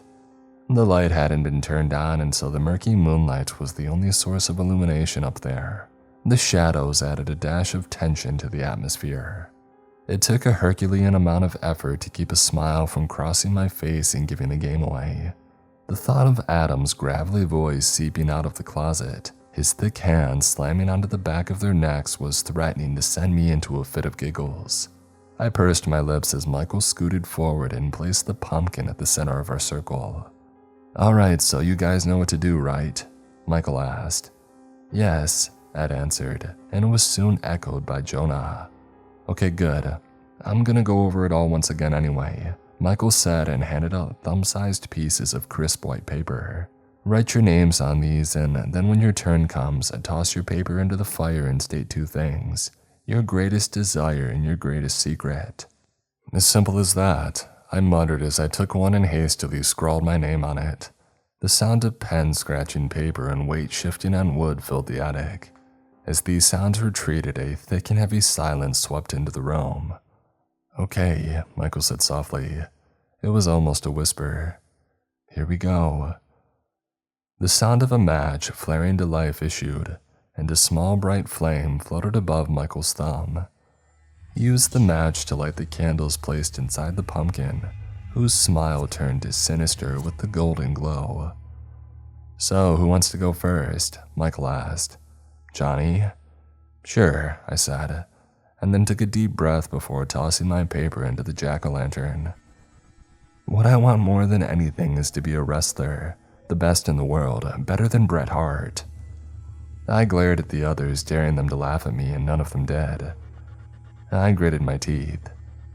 My biggest secret is that I steal money from my dad's wallet to buy cigarettes. It wasn't even close to being my biggest secret, but no way that I was revealing that for a prank. No, this would have to suffice. Michael nodded. "I guess I'll go next." His hand shook a little as he tossed his paper in. "What I want more than anything is to be an F1 driver." He looked at each of us in turn. There's something about the thought of being on that racetrack, going as fast as I possibly can, and that just gets me going, man. Now, I'm not saying that I want to be Schumacher, but I would love to race him, you know what I mean? I bobbed my head knowingly. He scratched his jaw. "My biggest secret is that I'm absolutely terrified of spiders." Ed snorted. "Oh, come on, dude, that's your biggest secret." "Hey, don't judge me. I don't have any other deep secrets, okay? I'm an open book." He seemed too jittery to be telling the truth, but I didn't call him out on it. Next was Jonah. As he tossed his paper into the fire, thunder rumbled in the distance outside. Funny, I thought. I hadn't seen a single cloud in the sky that day. "What I want more than anything is to be a surgeon like my grandfather," he said. "Saving people's lives and all that. I know it sounds a little corny, but I really want to be like him." "Grandpa's boy through and through, huh?" I said. "I dig it." He bit his lip and he let his eyes sweep over the rest of us. "My biggest secret is that I hate my parents. My mom beats me and my dad is a workaholic who doesn't have any time for me. This man told me he wishes that I had never been born. My grandpa was the only family I loved and now he's even gone." "Jesus Christ, dude." Michael swore and Ed clapped his hand on his mouth. "Wow, you really laid it all out there," I said, my eyes wide with surprise. I felt a twinge of guilt in my chest. I only wanted to scare him, not this. "It's supposed to be our biggest secret, isn't it?" Jonah asked. "The only way we would stay safe in this ritual is if we're completely honest, isn't that right?" The twinge of guilt turned into a throbbing ache. God, he was taking this shit way too seriously. I couldn't see the look on his face. Had it somehow gotten darker in here? I turned my neck to gaze out the window when my attention was drawn to Ed's voice. "All right, I'm next," he said, pulling himself closer to the pumpkin, his fat belly jiggling with the movement. He crushed the paper in his hand and hurled it into the jack-o'-lantern. "What I want more than anything is to lose some freaking weight." That wasn't a surprise to anybody. And my biggest secret is that I believe my mom enjoys seeing me be this fat. She loves the fact that she's not the only pig in the family. I'll never get thin as long as I'm living with her. She'll keep pouring all the grease in the world down my throat. And my dad's too much of a coward to stop her. He steadily grew angrier with each word, turning red as a tomato by the end of his rant. His eyes, pricked with tears, retreated into his skull as his face scrunched up into an expression of deep loathing. An uncomfortable silence choked the attic. The only thing punctuating it was Ed's heavy breathing. Jonah patted his back but didn't say anything. Adam hadn't popped out of his hiding place, fortunately for all of us. The only thing that could make it all worse was admitting to Jonah and Ed that we had made them say all that stuff for a dumb prank. I glanced at the cabinet to give him a signal to not continue with what we had planned in case he hadn't yet been dissuaded by what we had all just heard. A frown creased my brow. I couldn't see the cabinet. When the hell did it get this dark? And why was it so quiet? We should have at least heard the sounds of cars and revelers on the streets outside. "Oh, don't cry, Ed, buddy," Michael said. "I mean, no matter what happens, you've got us, right?" "Yes, you do," Jonah added. My ears were strained for any noise from the streets outside. My heart pounded in my chest when I didn't hear anything. Right, Johnny. I jumped and looked at Michael. Huh?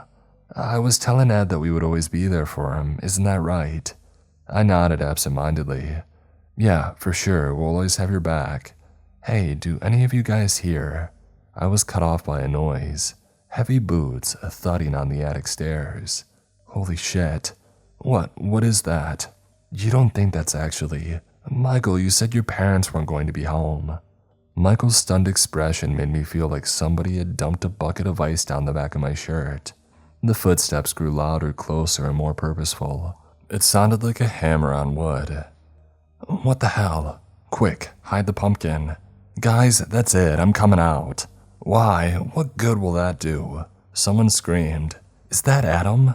I didn't pay any attention to Adam's attempts to crawl out of his hiding spot or to see the others' reactions at him having been this close all along. My eyes were nailed to the attic. Thoughts churned inside my head. Who was going to come in? I was desperately pulling my mind away from the obvious answer. It was too irrational, too terrifying. The door was flung open with a loud bang. A tall figure stood at the threshold, silhouetted by the yellow light fixed on the landing below. He was dressed in a black suit and wore a black top hat. I squinted, but I couldn't see his face. He walked in. As his boots clicked on the wooden floor, we rushed away from him and tried to hug the walls with our backs. He made his way over to where we had been sitting and came to a halt at the exact same spot where we had placed the pumpkin. A loud thud followed. Guys, what's happening outside? Another thud. Why is this locked? Why can't I get it open? The stranger cocked his head and looked at the cabinet. Another thud. Hell, I'm gonna break this thing down. He waved his hand in an offhand manner. The cabinet fell silent. It was bizarre. The thing was still rattling and we could see, and we could feel Adam thrashing around inside, but no sound issued from the cabinet. My head swam at what I was seeing. The intruder, no. The devil finally tore our attention away from the cabinet. He walked towards the pile of discarded furniture, pulled out an old rag-covered chair with creaky legs and sat himself down on it. All right, boys, he said, his voice harsh like sandpaper. Let's get on with it, shall we? None of us replied to him. We didn't so much as move. Chop chop, I don't have all night. I balled up my clammy hands into fists but didn't say anything. Speak, he said loudly. It made me flinch. You obviously had something in mind when you decided to summon me, now didn't you? So talk. To my left, Michael muttered something. Loudly, son, let us all hear what you have to say. An audible gulp followed. We didn't think you would come, Mr. Lucifer. The devil's chest shook with a silent chuckle. I'm not Lucifer, kiddo. You really think you would waste his time on stupid shit like this? Nah, grunts like me are enough for this. Further to Michael's left, somebody was sobbing. Jonah or Ed, I couldn't tell. What are you? Michael asked, his voice cracking. Is that really the most important question for you right now? No. Then what is it you should be asking? I spoke up before Michael could. Will you let us go? I noticed a flash of white teeth in the shadows as he grinned. No, not if I can help it. A shudder ran through me. My knees right about gave out. Please, Michael said, let us go. Nah, don't think so. But we performed the ritual, he sobbed. You have to. You failed at performing the ritual, you mean? You can't really expect to contain a demon with phony shit into weak resolve, kids. You really can't. Sir, is there any way that we can leave? I asked. And now you finally asked the right question. Yes, Johnny, my boy, there is a way for the four of you to leave. Dear God, he knew my name. Well, what is it? Michael asked. Simple. One of you needs to give me his soul. What? I asked aghast. One soul, that's all I ask.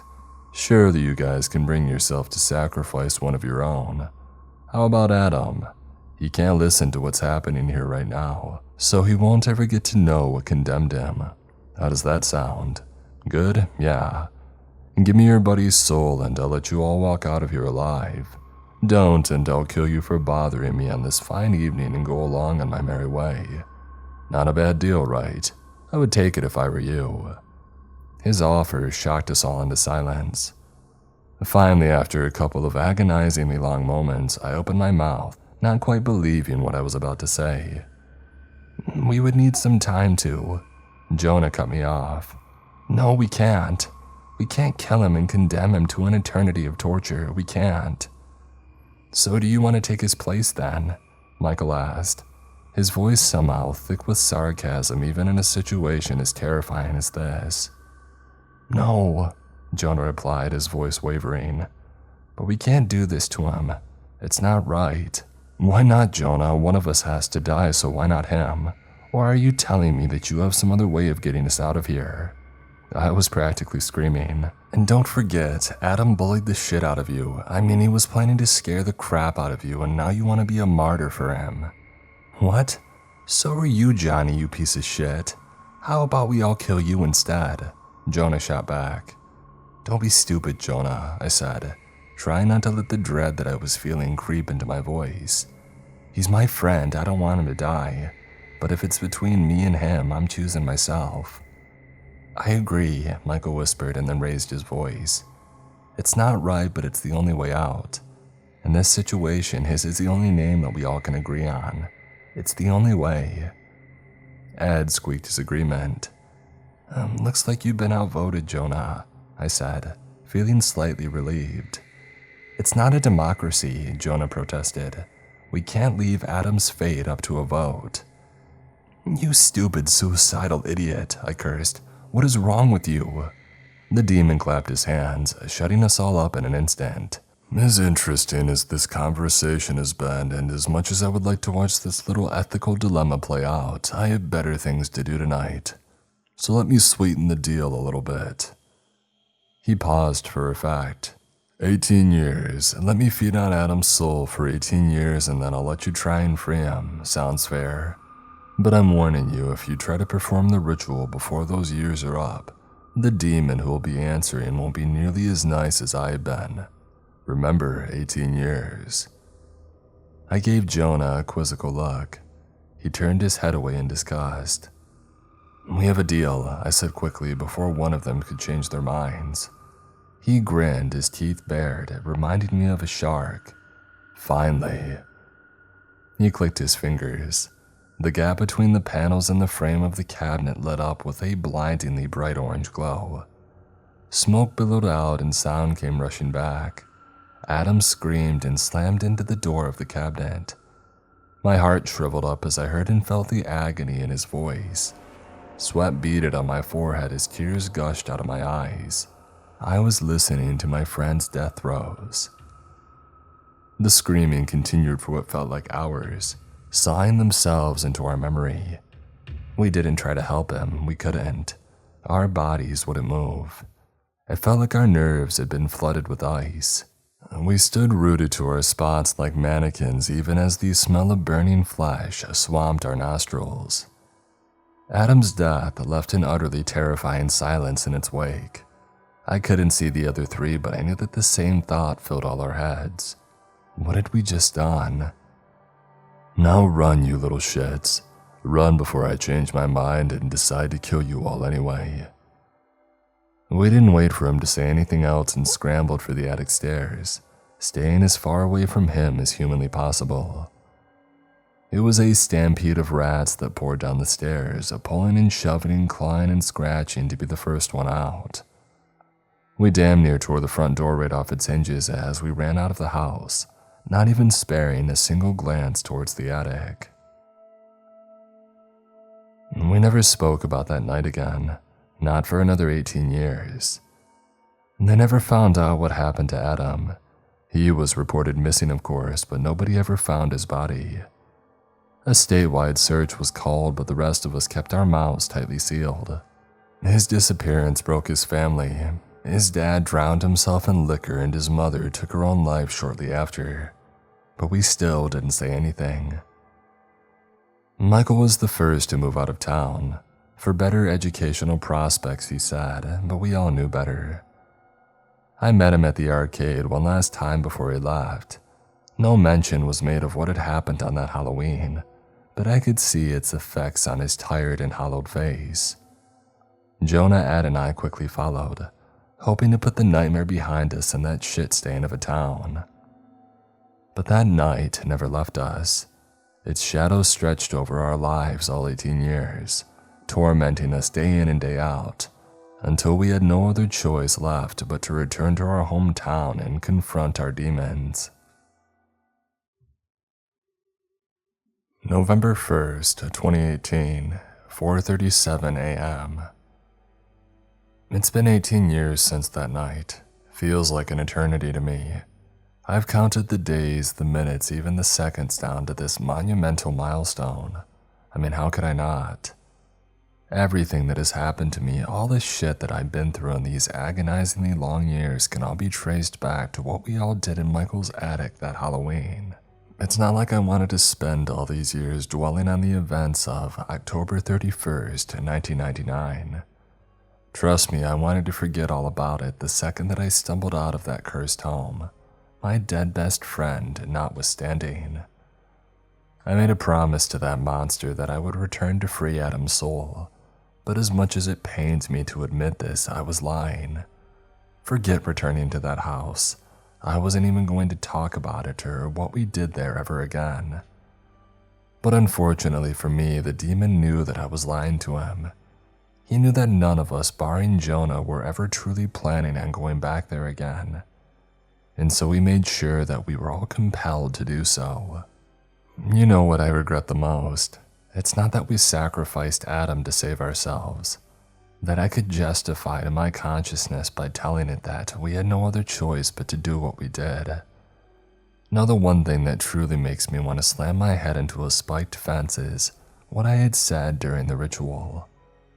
I had wisely kept my deepest secrets close to me, but I had been foolish enough to blabber about my most heartfelt desire, because the demon made it come true. I became the world's greatest professional wrestler. It's just that no one knows about me.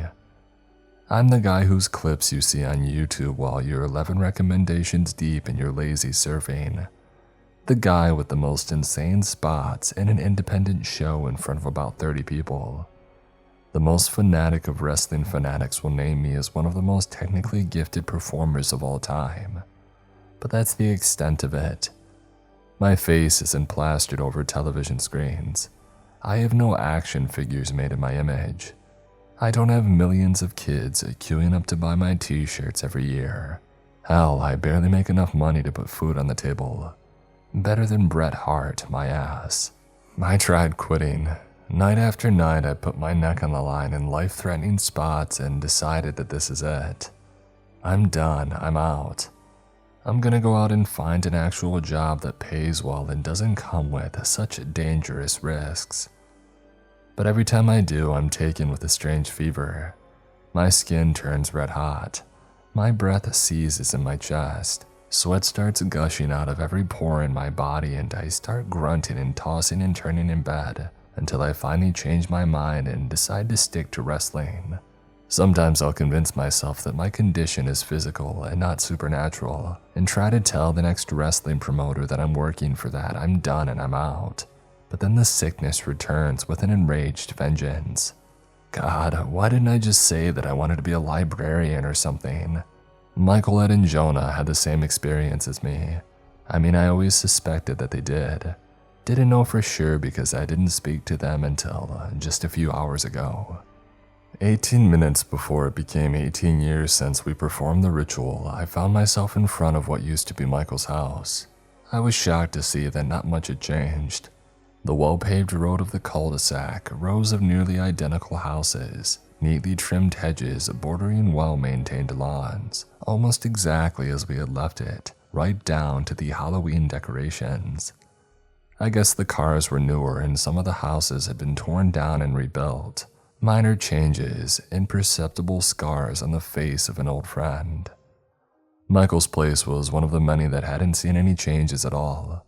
From the cobblestone pathway leading up to the 3 wooden steps of the porch to the painted gray doors of the garage and even the twisting branches of the old oak, it was all the same. I could almost see a younger me hopping up the porch, knuckling the doorbell and waiting for his friend to let him in for some mischief. My grip tightened on the steering wheel of my battered truck as my heart thudded in my chest. The happy memories of my childhood were starting to be infected with the horrors of the attic, the screams, the smell of burning flesh, the smoke. I sucked in a deep breath, shook my head and climbed out of the truck, slamming the door shut behind me. My boots clicked awkwardly on the asphalt as I made my way towards the house. My knees still remembered the tombstone pile driver that I had given to my last opponent on a concrete floor. Didn't think you were gonna come. I jumped at the voice that boomed from somewhere behind me. I turned and saw a tall black man in his 30s walking toward me. Michael? He gave me a toothy grin. The very same. Jesus, I said as my eyes drifted over him. You look old. He did too. He was balding and graying, had deep circles under his tired eyes. Yeah, well, that's usually what 18 years do to people, Johnny. I smiled as I shook his hand. True. So, how have you been, man? Really? You have to ask. You know I wouldn't be here if I was doing okay. I nodded awkwardly. I've seen some of your matches on YouTube, by the way. I had to spend hours looking them up, of course. Boy, you're as good as you said you wanted to be, and then some. He gave a tired smirk. That guy got you just as good as he got me, didn't he? Yeah, it seems like he did. What did he do to you? Well, I asked to be an F1 driver, didn't I? Well, we got half of that right. You're looking at the city's fastest Uber driver, brother. One with a back so messed up from staying in a seated position in a confined space. It's the most painful thing imaginable for the poor guy, leaving him with no choice but to rack up speeding tickets. Christ, just hoping to end it all tonight, man. Yeah. I didn't tell him that I didn't think we could actually end it. So where are the others? You think they're all just as messed up as us then? He shrugged. They've gotta be. I mean, you can bet your ass that our dear demon is not gonna half-ass any. He was cut off by a pair of bright yellow lights that splashed on him, temporarily blinding him. I squinted as I craned my neck and looked at the source of the sudden illumination. Headlights. A black SUV had just been parked on the street. Its doors opened and 2 figures climbed out. I recognized one of them, Jonah. I could recognize that face anywhere. He was taller than last that I had seen him, but not by much. He had filled out his frame nicely enough though, must have been working out. He was wearing an expensive-looking suit too. Why the hell does he look healthy and rich? I heard Michael ask. I didn't answer, for my attention was drawn towards the other man. He was the thinnest person that I had ever seen in my life. Nothing but pale and spotted skin stretched over frail bones. I would never in my wildest dreams have guessed who it was if he hadn't been accompanying Jonah. Holy shit, I whispered. Well, he wanted to lose some weight, didn't he? Michael said sardonically. I sincerely doubt he wanted to lose all of it. Jonah waved his hand as he got close to us. Hey Johnny, Michael, I'm glad to see you've decided to come. That's good. We'll have a much better shot at getting it done if we're all here. Ed sidled up to him and gave us an unsure wave. Hey.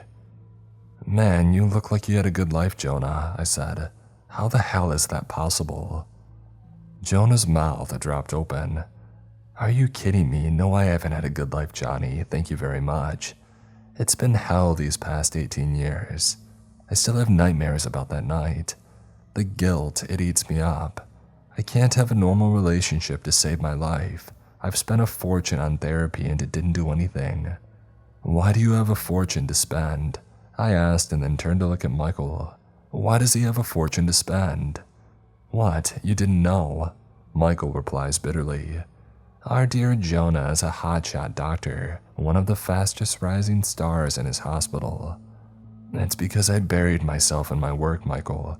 I had to keep my sanity. Oh, cry me a river, I spat. Yeah, screw you too then, Johnny, he fired back. You know what, now that I look at you, maybe I am a little better off. But maybe, just maybe, it's your fault for being a piece of shit and getting Adam killed. Oh, I got Adam killed. No, don't you dare put that shit on me. You were more than happy to go along with it. I was not, and you know it. Just like you know it's your fault that he's dead.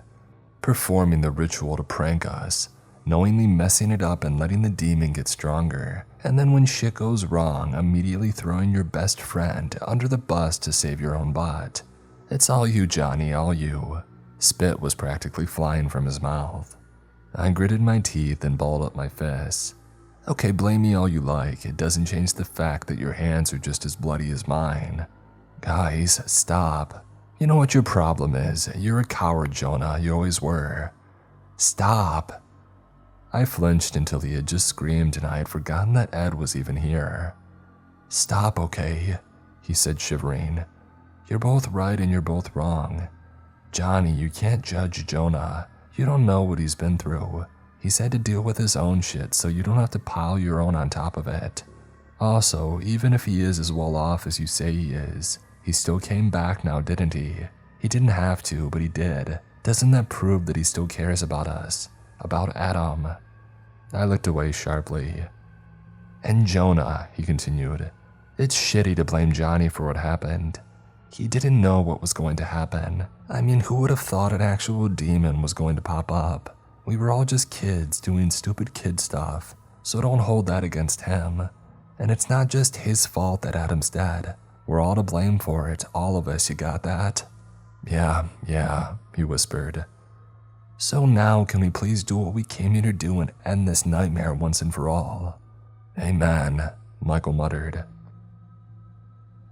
Less than a minute later, we were standing on the doorstep of what used to be Michael's house with all the necessary ingredients for the ritual in our hands. So, how do we do this? Do we ring the doorbell and ask the homeowners to let us in to summon a demon in their attic? Well, what else do you suggest? Michael asked. We break in or something? Move, Jonah said as he pushed his way past us and slid a key into the door lock. Why do you have that? Michael asked. Because he bought the house, Ed said as he shot me a sharp look. Jonah nudged the door open and we stepped in. The place looked like it hadn't seen any occupants in years. No furniture in sight, damaged wooden floor caked in layers of grime, torn wallpaper, exposed wiring, dirt-speckled glass windows. If it hadn't been dark, we wouldn't have missed the signs of decay from the outside. It looks a lot different from how I remember it, Michael mused. God, so many memories here. And nightmares too, I added. Let's get a move on, Jonah said.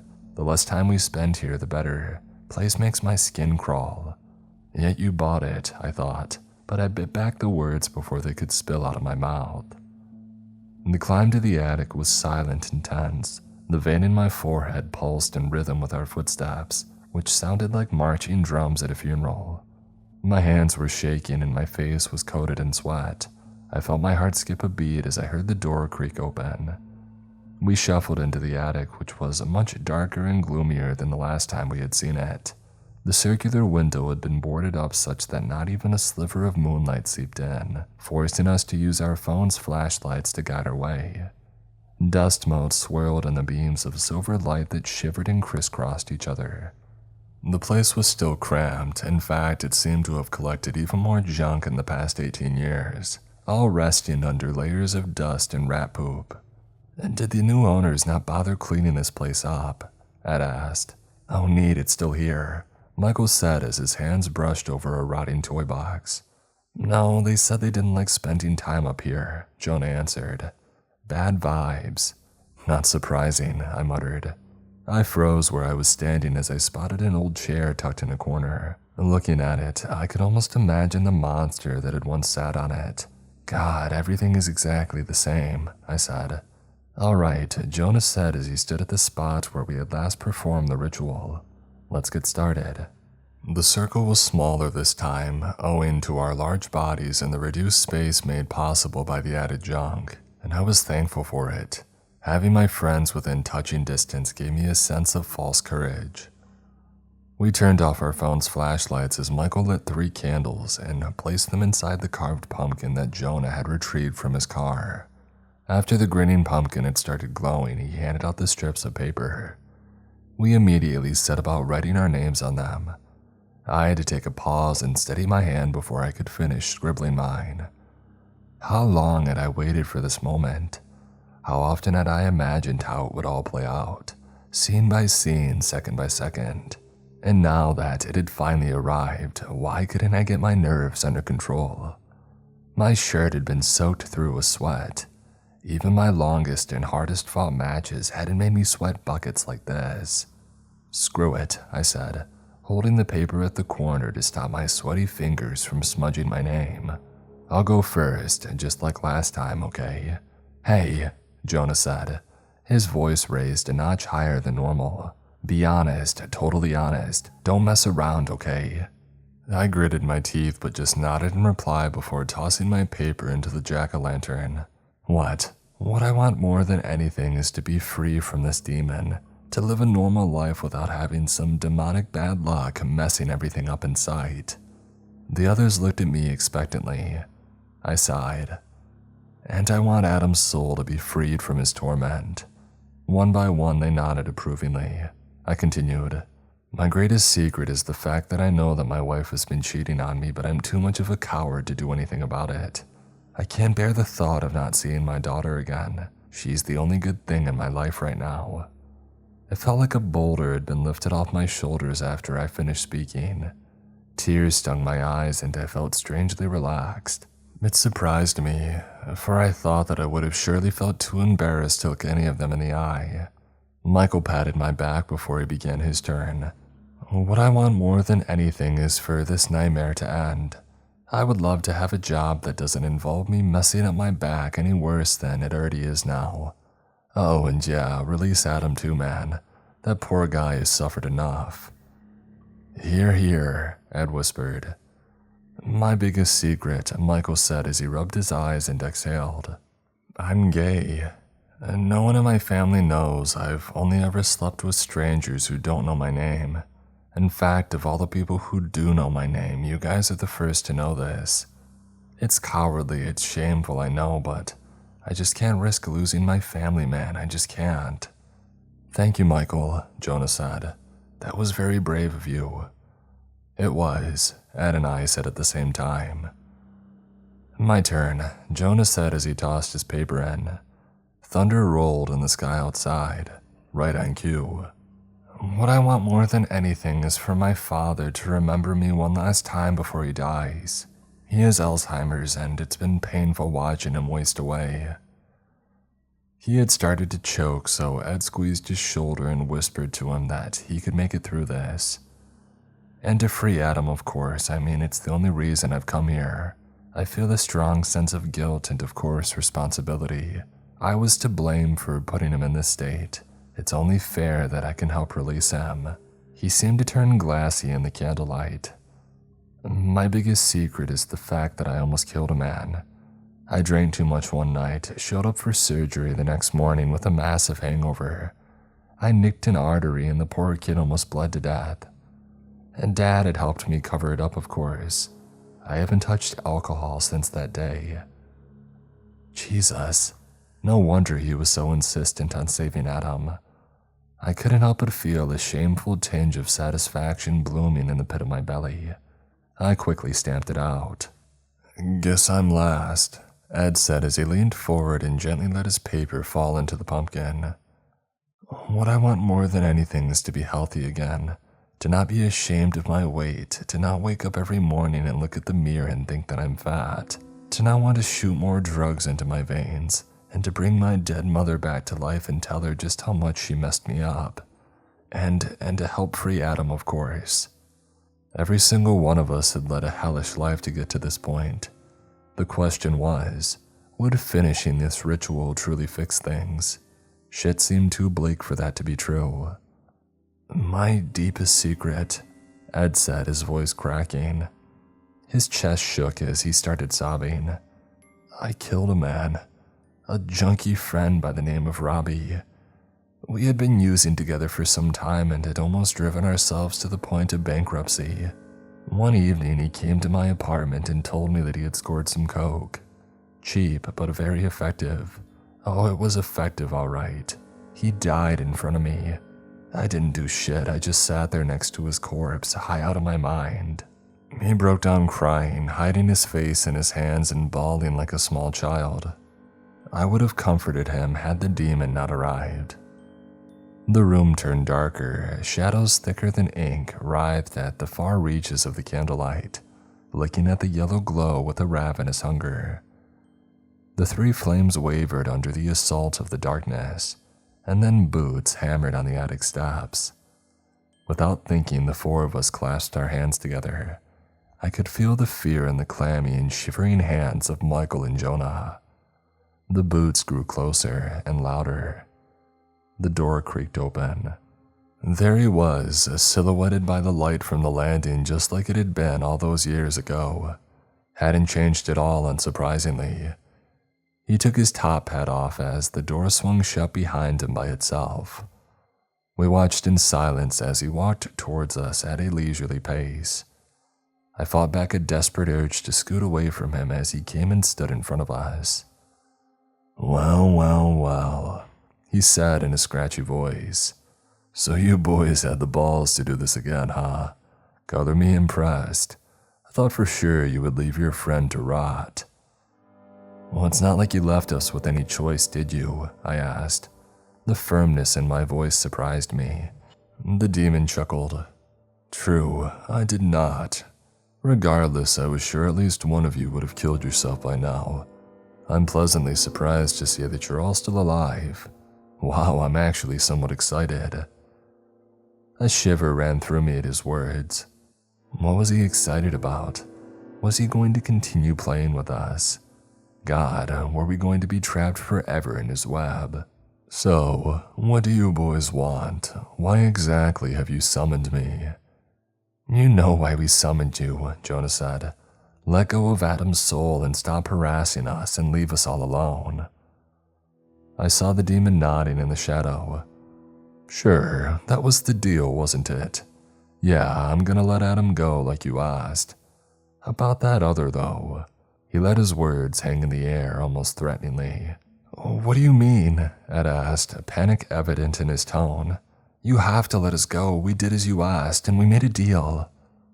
"No, the deal was only about letting Adam's soul go, nothing else. I mean, you can't blame me, right? It's your fault for messing up the ritual and letting me get so much power over you. And I wouldn't be a very good demon if I didn't make use of such a delicious opportunity, now would I?" "You have to leave us all alone," Jonah insisted. "No, I don't." "Yes, you do," he said. "You said that we didn't perform the ritual properly, true, but I did my part right, and that's the only reason you weren't able to mess with me quite like the others. So if we've done the ritual right this time, we have power over you and you have to listen to us." "That's not true," the demon replied. "I mean, look at your buddy Ed. He's pretty messed up, isn't he? No, he was just as cautious as you, I recall." Jonah didn't say anything, but I did. It's possible that Ed's life would have turned out like this regardless of your influence. Ed looked absolutely crushed, but I could see hope sparkle along with the candlelight in Jonah's eyes. "You have to listen to us." "No, I really don't." "You have to." The demon stomped towards me. "I have had it with these games. You think I can't destroy you if I so wish to." He grabbed me by the hair and pulled me up on my feet. The others screamed, but nobody actually moved to stop him. I was standing face to face with the demon. I couldn't see his face clearly in the dim candlelight, but I could tell that it was horribly disfigured. Half of it had been burned off, revealing necrotic tissue and rotting bones. He grabbed me by the jaw and forced me to look into his eyes. They were glowing like twin furnaces. Within them, I could see hell. Pain, torture, red-hot barbed wire wrapped around naked flesh, iron spikes slowly being driven into wet skulls, rusted knives shearing off flesh and skin, baths of blood bubbling like acid. I heard the screams, unending and full of inhuman anguish. My mouth dropped open, drool dribbled down my jaw. I was slowly losing my grip on sanity. "Stop!" I was jolted back to reality. I stumbled and almost fell before a pair of strong arms held me upright. It was Michael. I blinked furiously. In front of me, Jonah had his right hand wrapped tight around the demon's arm. "Stop, I command you." The veins in the demon's arm bulged, but he obliged. I could see the rage in his twisted face, but he listened. Dear God, Jonah was right. "Keep your word, demon. Release Adam and let us all leave." "As you command," the demon spat and then snapped his fingers, before vanishing with an audible pop. "What the hell?" Michael said. "Where did he go?" "Is it over?" Ed asked. "Did we win?" "I don't know," Jonah began. He was cut off by a rattling sound like somebody thrashing around in an enclosed space, one made out of wood. As one, we turned towards the white cabinet that Adam had used as his hiding spot. It was shaking. We started towards it as its door was kicked off its hinges and a tiny charred body stumbled out, sending flakes of ash drifting into the air. "Adam!" I shouted as we ran towards the body. He was writhing on the ground, but he was still alive. His mouth was open in a silent scream. We tried to help him, but he quickly fell silent before anything meaningful could be done. "Was he alive?" Michael asked. I found myself nodding. "Yeah, at least for a couple of moments." "What does it mean? Is his soul free now? Can he go to heaven?"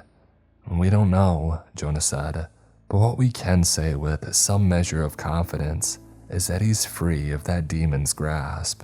"So it's over then?" Ed asked. "Yeah, it's over. It's finally over." We spent the rest of the night hiding Adam's burnt corpse. We decided to bury him on a hill overlooking our town. It was a good spot. He used to love riding his bike out there. I think that he would like that to be his last resting place. We made promises to stay in touch, but somehow I don't think that's going to happen. I could see it in their eyes. They want to put this all behind and move on with their lives. I'm sure that they could sense the same in me. Maybe it'll be for the best. A fresh start by snapping all the ties that we had to our hellish past. But will it truly be a fresh start? I think so.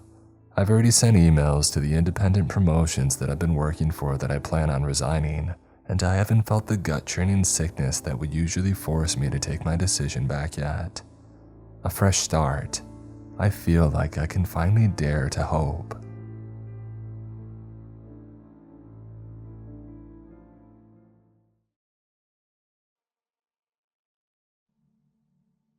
Be grateful for that. I don't know what fills your muddy memory slot from Wednesday the 1st of November to Friday the 10th of November. Perhaps if you reflect on those days, you feel an ache in your skull. The mash of your gray matter is a hydraulic press. There's a small part of you that knows, isn't there? You've forgotten something. Try not to remember. I don't want to think about what would happen to you. 9 months later, there's no mention of me anywhere. No articles, no recordings from concerts. I deleted my entire collection and online presence just to be sure, but that was an unnecessary cherry on top. I didn't just rewrite folks' memories, but existence itself. And I did it to save myself, to save you. I was a famous artist known as Fen, which is my given name. Quite a unique one, I was told by numerous record labels over the years. However, success eluded me. Still, I kept myself grounded. By mid-2023, I was quite proud of the 300 hardcore fans that I had gained on YouTube. It's a shame that anything under 1 million subscribers equates to zero in the detached eyes of music executives.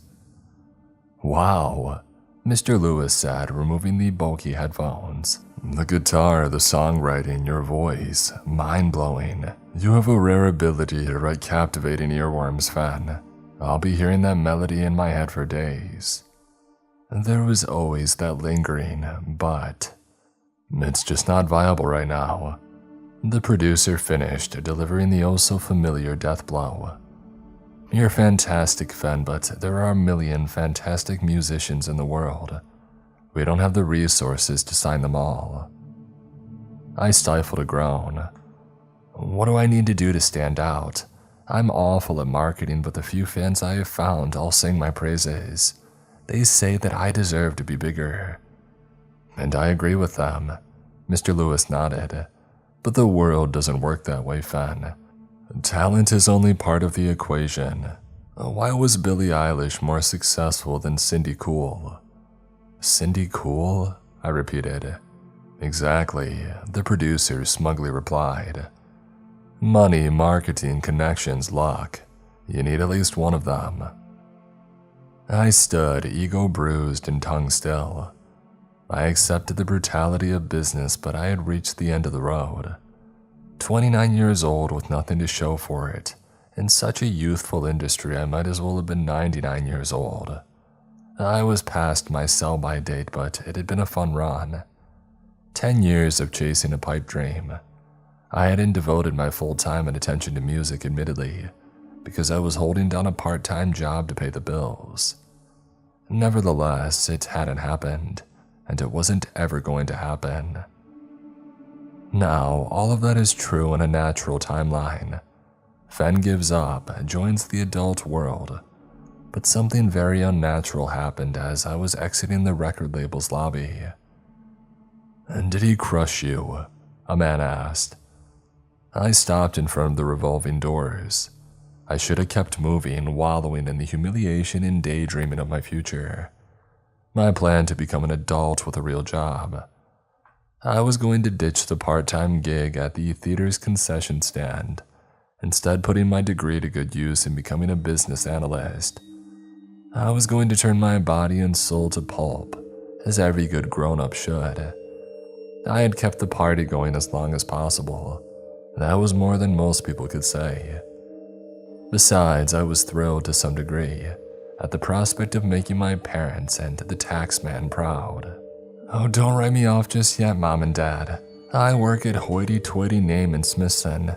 Say bye-bye to the hippie garbs and electric guitar. I now study only the sacred capitalistic scripture. I'm a CPAP chap.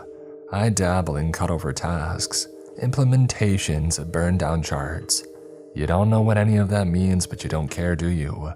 It sounds mighty important, sounds mighty mature, and that's enough. On my gravestone they'll write, Fen Davies, 1995 to 2045. That boy knew how to analyze a thing or two. Died of a heart attack at 50, but my word, he was a simple fellow. Never kept us awake with worry at night. Never did anything of note, in fact. I hear you now, Mom. Hallelujah, Fen is normal. Man, that was a close one. But it's our own fault, of course. We never should have given him such an oddball name. You were right, darling. We should have called him Steve. I was lost in that self-deprecating stream of thought, but the stranger in the lobby distracted me from my inner spiral. It didn't take much, of course, to distract me from such a drab plan for my future. I'm usually too introverted to engage with strangers, but I made the terrible mistake of turning to face the man in the lobby. Pardon? I asked. The gentleman was small. He had made himself small by hunching over in the squeaking armchair by the doors. He was a middle-aged fellow with a receding hairline and eyes to match. That is the best way to describe his brown, faded pupils, which were rolling towards the back of his head. Still visible, but lost to another world. The brown specks threatened to disappear beyond his upper eyelids. "You've just seen Mr. Lewis, I assume?" he inquired. I nodded. Yes. The man huffed. "A tosspot." I lightly chortled at an insult that I hadn't heard since Will Kenny stole Jim Brennan's bag of Skittles in year 2. The hunching fellow then straightened his back a little before waving a hand apologetically. "Not you. Him," he said. "Right," I smiled, eyeing the revolving doors in my peripheral vision. "I've gotta go now, so—" "Where?" the man interrupted. "To meet another dismissive producer or uninterested manager." I sighed, massaging my upper nose with a thumb and a forefinger. "Do you work here?" He shook his head. "No. The name's Heath Brandon." "Fen," I answered. "Be honest, you don't really have anywhere to be right now, do you, Fen?" Heath asked, patting the seat of the armchair beside his. I frowned. I have a shift at the theater. When? Heath queried. In about an hour or so, I said, wondering why I was answering truthfully. Perfect, the man replied, patting the seat beside him again. I obliged, but I chose to face the lobby ahead rather than his unnerving eyes. As I settled into the armchair, I told myself that it wouldn't hurt to network a little bit.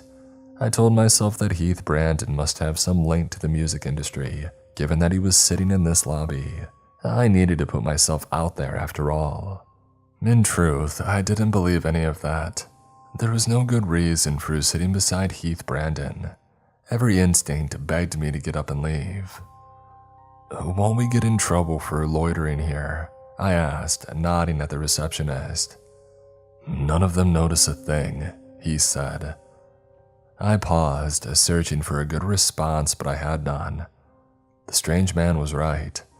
The receptionist hadn't even clocked me at the desk earlier. Not until I had asked for assistance 2 or 3 times. Her disdain was immeasurable, likely due to the continuous influx of hopeful musicians who strolled through those ever-revolving doors.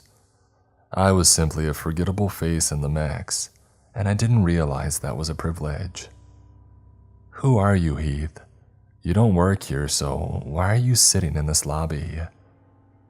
Do I not look like a rock star to you, Fen? The man asked, smiling in a way neither warm nor cold. It was a smile that didn't communicate anything at all. I weakly returned the expression. Sorry, are you waiting to see someone?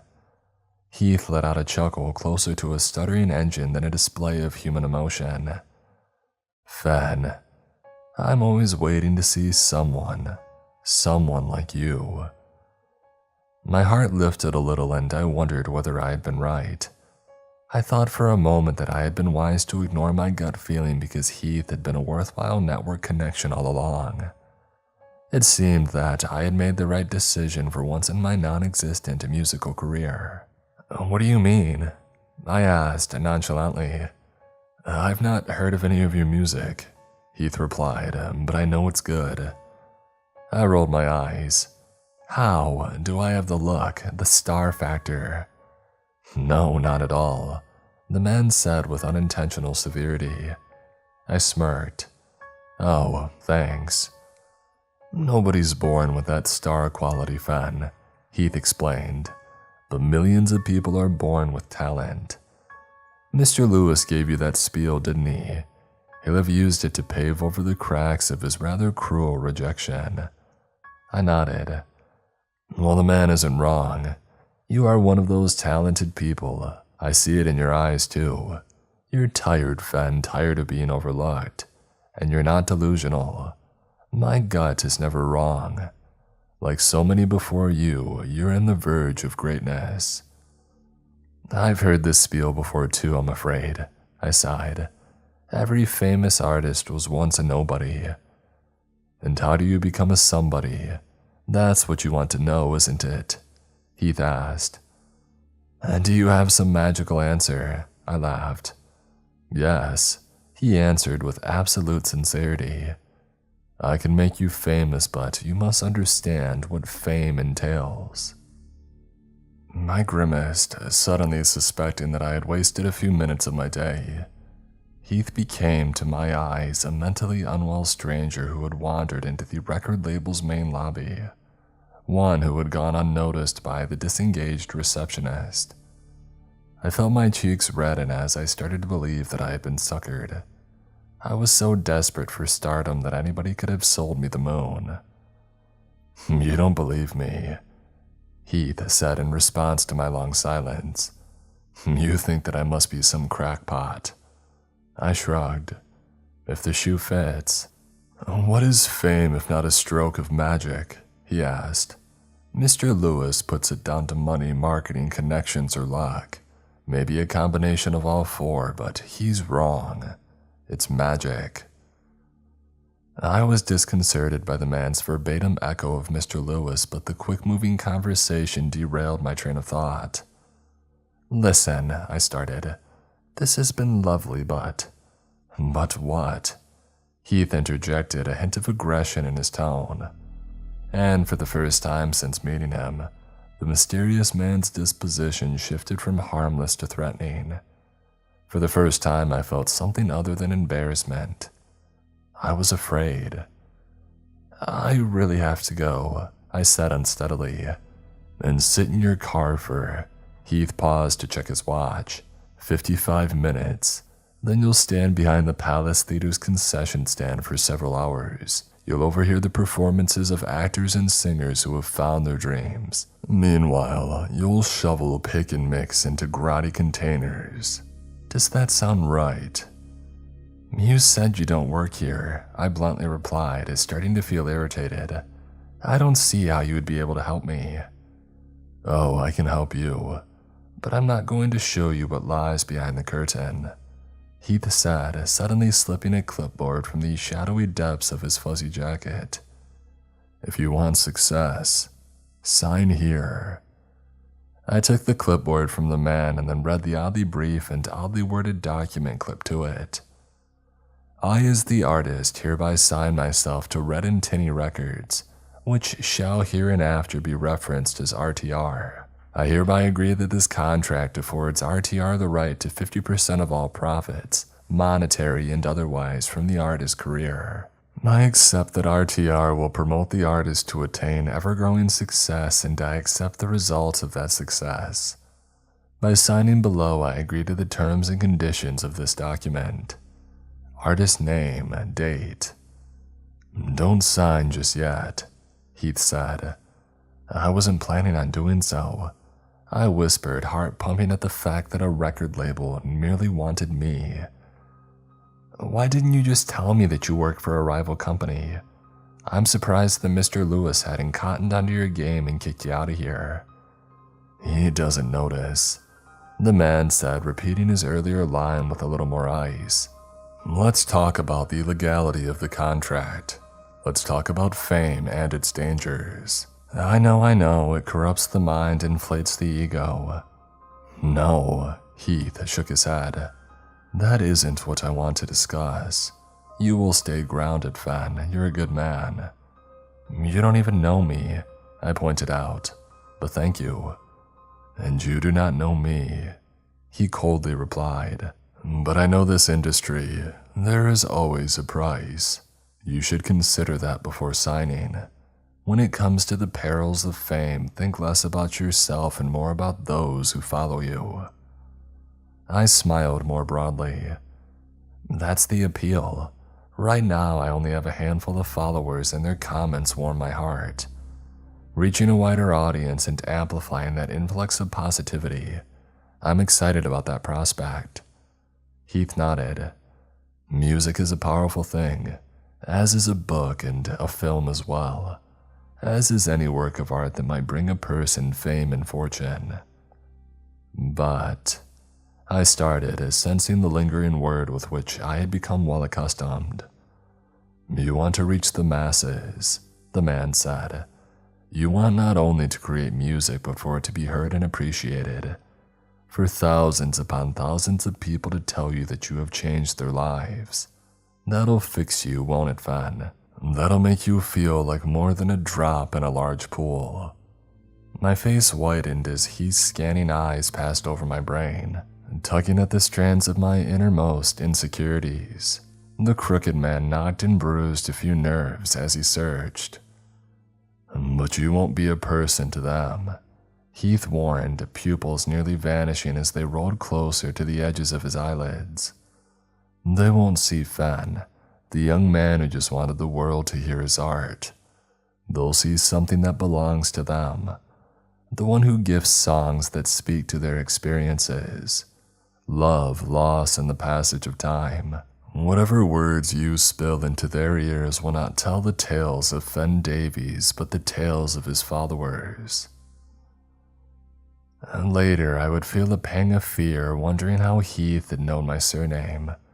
But later than that, following the most hellish week of my life, I would not wonder at all, and it would not terrify me to the same extent as the other happenings. While sitting in the studio's lobby, I was focusing only on the glistening contract in my lap. It outshone Heath's glaring words of caution. My dream was about to come true. To be heard was all that I had ever wanted. It wasn't about the money. My parents would have fainted at such an admission. But I was fine with the theater's generous offering of minimum wage. It was always about the fame. I wanted to be on stage. I wanted thousands of people to sing my songs. And I wanted to sign that contract without even consulting a lawyer. But I managed to restrain myself. May I have a digital version of this? I want to send it to my friend. He doesn't work in the music industry, but he's a legal expert, I think. This is time-sensitive, Fen.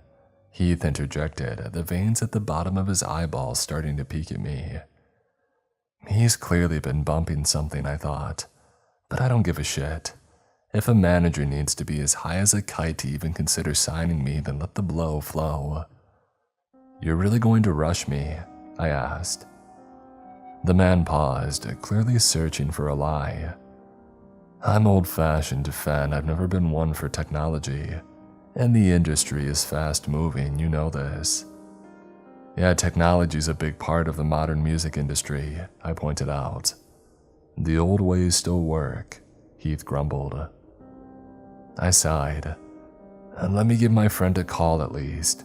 This is a very brief contract. I'll read it to him. Heath was about to say something, but he reconsidered. Fine. With trembling fingers, I hurriedly dialed Paul, my former bandmate and dear friend. I was thankful that he had picked up. I don't know what I would have done otherwise. That's a lie, of course. I would have signed the contract without any legal consultation at all. Hey, Fanny, Paul answered. What's up? I'm about to head into a meeting. You're having one right now, I chuckled. Let me read you a contract. It'll only take a minute. I beg your pardon. A contract for what? I read the document aloud, hoping that it would serve as both an explanation and a pleasant surprise for one of my closest friends. His reaction was the one that I had expected. Jesus, Fan. You jammy dodger, well done. Hey, at least one of us sees the dream. I laughed. It's crazy, isn't it? What do you think? He sighed. I mean, I'm happy that you finally caught the eye of a label, but look, this is a strange one. It's an incredibly short contract. There are so many things this company hasn't stipulated. Have you even researched Red and Tinny Records? No, I replied. It's sort of a time-sensitive thing. Well, that's a red flag in itself, Fan, Paul warned. I just want to know whether or not the contract ticks all the boxes. I mean, does anything sound fishy? Well, I would prefer to see it written down. I accept the result of that success. Yeah, that's the sentence which sticks out like a sore thumb. From a legal standpoint, I asked. No, but... Time is ticking, Mr. Davies, Heath warned. Is that him? Is the guy sitting there and waiting for you to make a decision? You're being pressured, Fan. I don't like any of it. Is it a sound contract, Paul? I asked again. My friend mumbled something incoherently, but he eventually released a sigh. It's legally dubious, but not necessarily illegal. However, you should be alarmed by the very fact that I remember every word of the contract. It shouldn't. And be that short, I finished. I know, but I have to sign it, Paul. You know that I do. Paul moaned uncomfortably. I'm not saying any of this is a lawyer, Fan. I'm saying it is your friend.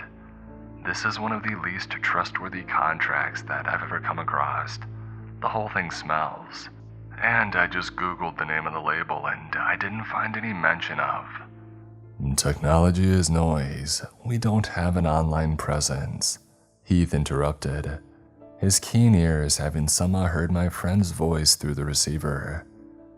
I think that I would like a decision now, Fan.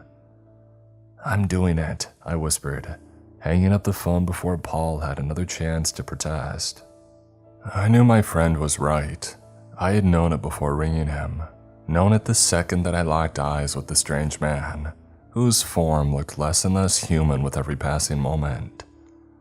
But every jolt of dread was counteracted by a fresh surge of endorphins.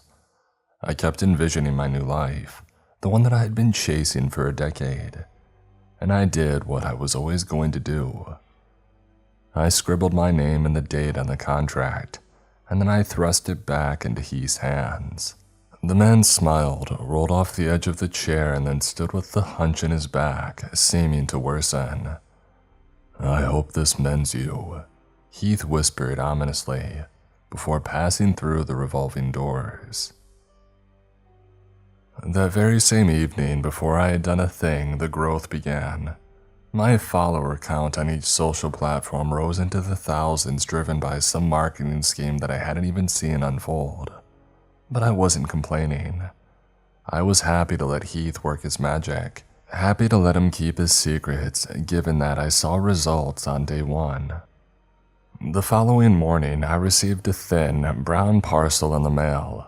Inside was a packaged version of my unofficially released debut album, The Land, which had been collecting dust on SoundCloud for years. The vinyl sleeve depicted a sprawling forest of fir trees which stretched beyond the horizon. I also found a slip of paper at the bottom of the brown parcel. "Sign below, Mr. Fenn Davies. If you grant Red and Tinny Records the authority to officially release your debut album on Friday the 3rd, November 2023. I signed my name without bothering to call Paul and endure another lecture. I posted the letter immediately, but wondered how it would even arrive in time for Mr. Heath Brandon to release my album the following day. It was only later, upon admiring the mock-up vinyl of my album for a second time, that my opinion had started to shift, that the skyscraping trees took on a new life. The artwork was still striking, but it struck me with dread and not wonder. And the longer that I eyed the landscape, the more I felt threatened by the watching woodland. The more that I imagined in the darkened recesses of the forest, eyeballs rolling into skulls yet still somehow seeing me. I flipped the vinyl sleeve over, not wanting to tarnish this exciting day. The day that I hoped would precede my meteoric rise to fame. I predicted, of course, a modest start. Whatever promotional campaign that Heath had planned, I expected my subscriber count on YouTube to reach several thousand, and I was excited for that. I was prepared for that and nothing more. But there was much more. I woke on Friday morning with a heavy rattling head, a wallet loaded with loose change, the groggy sensation that follows a restless night. In giddy anticipation, it kept me fidgeting in bed. And if I had known that The Land was scheduled for a midnight release, I wouldn't have slept at all. I would have been glued to social media as the unprecedented whirlwind began. But instead, I unlocked my phone around 10 in the morning to find a storm that had already been raging for hours. "What the hell, Fenn? I just listened to The Land. I'm sorry for being an arse. If I had known that you were sitting on such a gem, I would have been screaming at you to sign the contract. You're incredible, incredible, incredible." I beamed happily at the message from Paul, though I was simultaneously irritated that he hadn't been quite so mesmerized by The Land when I had finished it 3 years earlier. The music was the same, only my status had changed. Still, that thought quickly drowned in an avalanche of noise. A staggering number eyeballed me from the bottom of my screen. Atop the YouTube app was a red, bloated notification bubble, presenting an integer that seemed to be a glitch. 46,568. Heart squirming on my tongue, I hurriedly scrambled to check my channel. The notifications were real. I had 3,170 subscribers on Thursday evening. By 10:20 a.m. on Friday morning, I had almost 260,000. My videos had views in the hundreds of thousands, and the Spotify streaming figures were just as mind-melting. I received mentions on social media from everyone that I knew and nearly everyone that I didn't know. Mr. Lewis called me apologetically, begging for me to sign with his label. I declined. I didn't need him. My social media accounts had skyrocketed in traction, even the ones that I had abandoned years earlier. And this was only the beginning. Friday the 3rd, November 2023. By the evening of the following Friday, nobody would know my name. I begged for them to forget. Heath and I only corresponded by post, and there was a frequent stream of letters, back and forth. I sent each response to the following address: RTR Building, 11th Street, Lancashire, PR11, PR11. It is a non-existent place, as you'll see if you Google the address, but my letters were clearly being delivered because I was receiving responses from Heath. On Monday morning, I caught the Royal Mail driver at the post box. I asked him how he had managed to deliver my letters to a location that didn't exist, but the postal worker simply offered a frown. The puzzled man told me that he didn't recall seeing any letters addressed to such a place. The postcode, he said, obviously didn't exist.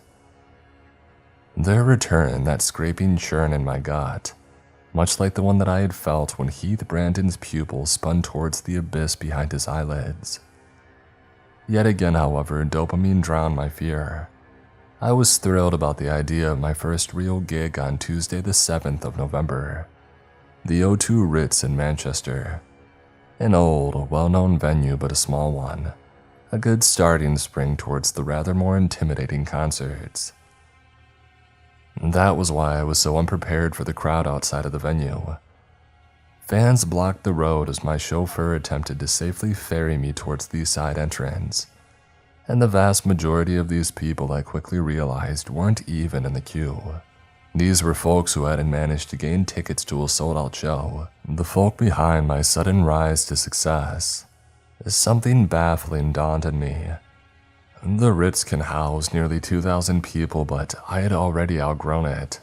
I was scheduled to perform at Wembley Stadium that Friday. Heath had promised great things, but this was beyond all I knew to be possible. It was an unprecedented rate of growth, and this scene made that apparent to me. Whitworth Street West was buried beneath an army. Whatever their goal, that was how the fans appeared to me.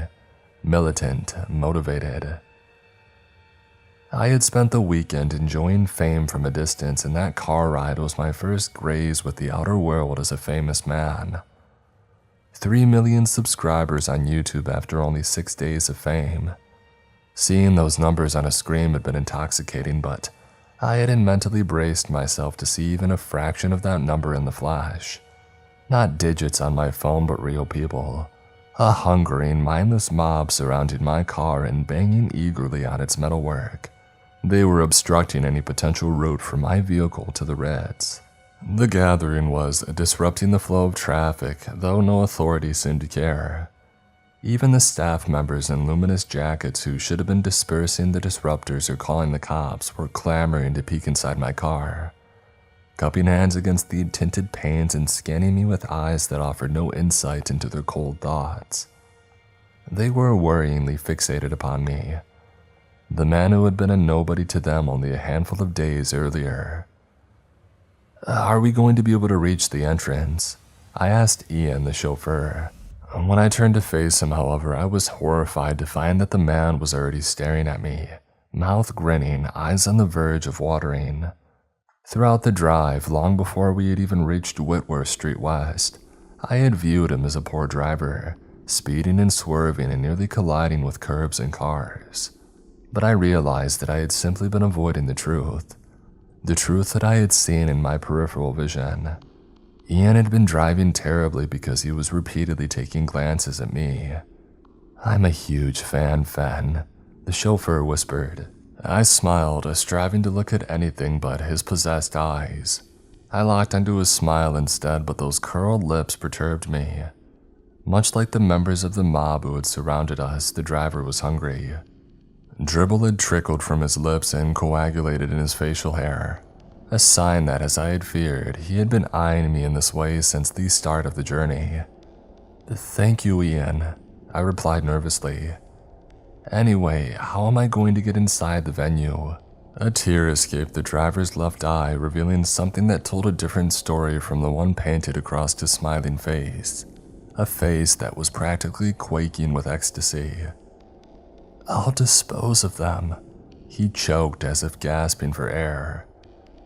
And then Ian unexpectedly burst something through the narrow canal of his compressed lips. I had never been so haunted by the mere sight of a tongue's tip, but it told a dreadful story. The snake moved almost imperceptibly from one side to the other, not quite licking lips, not quite doing anything human. It retreated to the depths of mystery behind the man's terrifying smile, and there followed a moment of stillness. I screamed when Ian slammed his foot onto the accelerator. He refused to avert his gaze from me as our vehicle tore forwards. The crowd scrambled to part down the middle, creating a safe passage for us. I closed my eyes and slammed my hands against my ears to mute the terrifying clunks of bodies falling off the bonnet. What horrified me more than the driver's series of near murders, however, was the unaffected temperament of the crowd. The injured fans didn't shriek but continued to squeal excitably, pounding on the windows as the car scorched past them. Ian only diverted his attention from me to look at the road for fleeting moments. He clumsily maneuvered to Rockwood Place at the side of the Ritz, finally providing me with a route of access to the stage door. "You're here," he croaked, tears now streaming down his cheeks as some foreign emotion passed across his face. I suddenly realized that none of these people were joyous, and the cause of their hysteria became a menacing mystery. It wasn't sadness, it seemed like some form of rage, but even that did not explain it. It was alien, an emotion that would have driven my fans to do terrible things if I had only allowed them to get close enough. Feeling Ian's smiling face inch closer, lips drifting farther apart to reveal that unnatural tongue once more, I fled the car in unbridled horror. It was a brief sprint from the vehicle to the stage door, but my calves felt limp and lifeless by the time that I reached it. My ears throbbed from the roar of the fans who had noticed me fleeing the vehicle. I heard the soles of shoes pounding against tarmac as they pursued me. "Let me in!" I screamed as I banged my fist painfully on the stage door. "Fen!" a girl screamed from the entrance to the alley, before descending into a frenzied spiral of repetition. "Look at me, Fen! Look, look, look!" I took a foolish glance to the side and saw a teenager at the forefront of the wide-eyed mob. I had seen videos of crowds swarming famous artists before, the Beatles, One Direction, but this wasn't that. It wasn't a mob of gleeful fans. Whatever disturbing emotion lurked in their eyes, it wasn't glee. They weren't happy to see me. I imagined that they would tear me limb from limb if they were to reach me, but part of me knew that a swift death would be better than whatever they really had planned. Moments before the wave of ravenous fans seized me, the stage door creaked open and I didn't wait for an invitation. I barged into the venue and locked the door a mere second before fists pounded against it, before bodies pounded against it, judging by the immense thuds. And when I finally had summoned the courage to spin on my heel, I expected to face yet another deranged fan, one who might bring about my end. Surprisingly, however, I faced a befuddled young woman wearing plaited hair, tattered jeans, and a black blouse. The name on her lanyard read, Gina Campbell. "Are you okay?" she asked. "No," I panted. "I'm so sorry for not answering straight away, Mr. Davies. If I had known what it was like out there, I would have been ready and waiting to let you inside," Gina said. I shook my head and took a deep breath. "It's not your fault. It's been a strange day, a strange few days." The woman nodded, looking at me with curious but refreshingly human eyes, and I saw something in her stare, something that I felt too. I wasn't imagining things, I wasn't simply spluttering on my first spoonful of fame. This was all wrong, all horribly, horribly wrong. "I didn't even know your name last week. Now your name's all that I hear on TikTok. Your music too, obviously, though I haven't taken the time to learn the dance, I'm afraid." "Dance?" I asked, raising an eyebrow. She smiled. "Oh, you're not that old, are you? The dance to your song, Eagle. It's lame, but your music isn't. I'm just surprised by how popular you've... Sorry, I didn't mean that. You're really good, it was rude of me to... No, I agree, I interrupted, laughing as I relished in my first normal interaction for days. I wasn't ready for this. You're not the only person who knew nothing about me last Thursday. I'm convinced that I caught my own mother nearly calling me by my brother's name from time to time. Gina chuckled, motioning for me to follow her. Well, come on, I'll show you to the dressing room. You've got an hour until your set starts and I'll be back in about 40 minutes. Left to my own devices for a short while, I digested all that had happened with the unsettling mob in the street. I considered that I might have imagined things, might have been overwhelmed by the staggering success that I had experienced over the course of a few days. From an introvert to a concert headliner, from near poverty to riches. Give your head a wobble, Fen. They weren't monsters, they were people. You've not let your ego become so inflated that you view your fans as subhuman creatures, have you? They were only smiling, calling your name. It's Beatlemania, One Direction mania, Fan mania. But it wasn't, it was different. I knew what I had seen just as I knew something terrible was coming for me. Around 6:45, Gina came to fetch me and I followed her along the long corridor towards the main stage area. Have you met the members of your band yet? She asked. Band? Heath had said that we're using backing tracks. How are there musicians who have learned how to play all my songs already? And don't ask me, Gina shrugged, tapping the lanyard which bounced against her blouse. I'm just a stagehand. The support band suddenly burst through a set of double doors ahead of us. I wanted to greet them, so I was a little disheartened when Gina shepherded me to one side. I wouldn't say anything to them if I were you, she cautioned. What? Why? She frowned, nodding at one of the approaching band members. Glenn was unhappy that the crowd drowned out their performance by chanting your name endlessly. Towards the end of the set, he was vocal about that end. Gina didn't need to finish her sentence. I eyed the members of the synth-pop outfit as they walked past, quickly spotting Glenn's drenched shirt and shattered sunglasses. He bore a deep gash above his right eye, either from a stray shard of his damaged sunglasses or a projectile launched by the audience. Whatever the case, he looked disgruntled and I was glad that he didn't spot me hiding to one side with Gina. I had no doubt that he would blame me for the crowd's reaction. Sorry about that. The vibe's been off today. I nodded, understanding all too well. Are you ready to head up? Gina asked. You got 5 minutes. I shrugged. With a crowd like that, not really. She smiled warmly as if seeing me for the first time. You really are a fish out of water, aren't you? You'll be fine, Fen, they don't bite. And I truly believed that as I walked onto the stage 2 minutes later. I truly believed that I had simply experienced a storm of success which would upturn anyone's mind. I took my guitar from Gina and stepped into the glow of the disorienting overhead lights. Euphoria gripped me as I hooped the Fender's nylon strap over my shoulder and prepared to adjust. Not only the strap, but my mind. I braced for the fame that I had spent half of my life craving, but as nearly 2,000 illuminated faces locked onto me, there erupted a cry which tore through my earplugs. It was not a cry of excitement, not a cry of pain. The audience's combined scream rose and fell in some atonal melody from another realm. Yet the concertgoers' screeches synchronized perfectly, conveyed some feeling that they all shared. It was, once again, an emotion that didn't truly exist, not in a human sense. It was an emotion that petrified me, something deeper and darker than fury or malice. It was an unknown desire, but what I did know was that I no longer wanted to be there, no longer wanted to be followed by the unblinking eyes of my many fans. I paced from side to side, desperate to escape their tracking gaze, but it was useless. No stage would have been big enough. This isn't even that many fans. This is a pond and there's an ocean waiting for you beyond those doors. You're facing only 1,500 people and there are 3 million hungry sets of eyes searching for you. Maybe 4, 5, or 6 million by the time that you leave this place.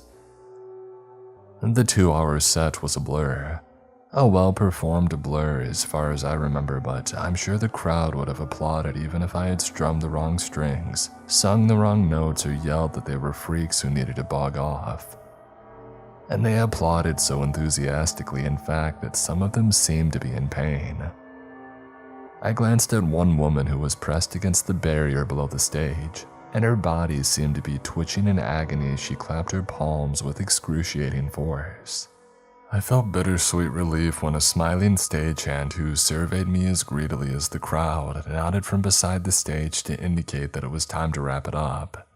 "This is my last song, Eagle," I muttered, anxious that I might be slaughtered for daring to finish the set. "We love you, Fen," a man screamed, bawling as he did. "Love, love, love." I mumbled some nervous words of thanks after completing the encore, but not a soul responded. They were all hypnotized, and I watched in fright as every single member of the crowd continued dancing along after the music had stopped. 1,500 people performed the choreography to Eagle with unsettling synchronicity, reminding me of the eerily uniform cry that they had emitted when I first came onto the stage. There was nothing playing over the speakers and not a voice sounded from the crowd. The only sound in the room was the clicking and clacking of 1,500 pairs of squeaking soles against sticky tiles. My silent fans directed all focus towards the dance. "How was that?" Gina obviously asked as I stumbled down the stairs.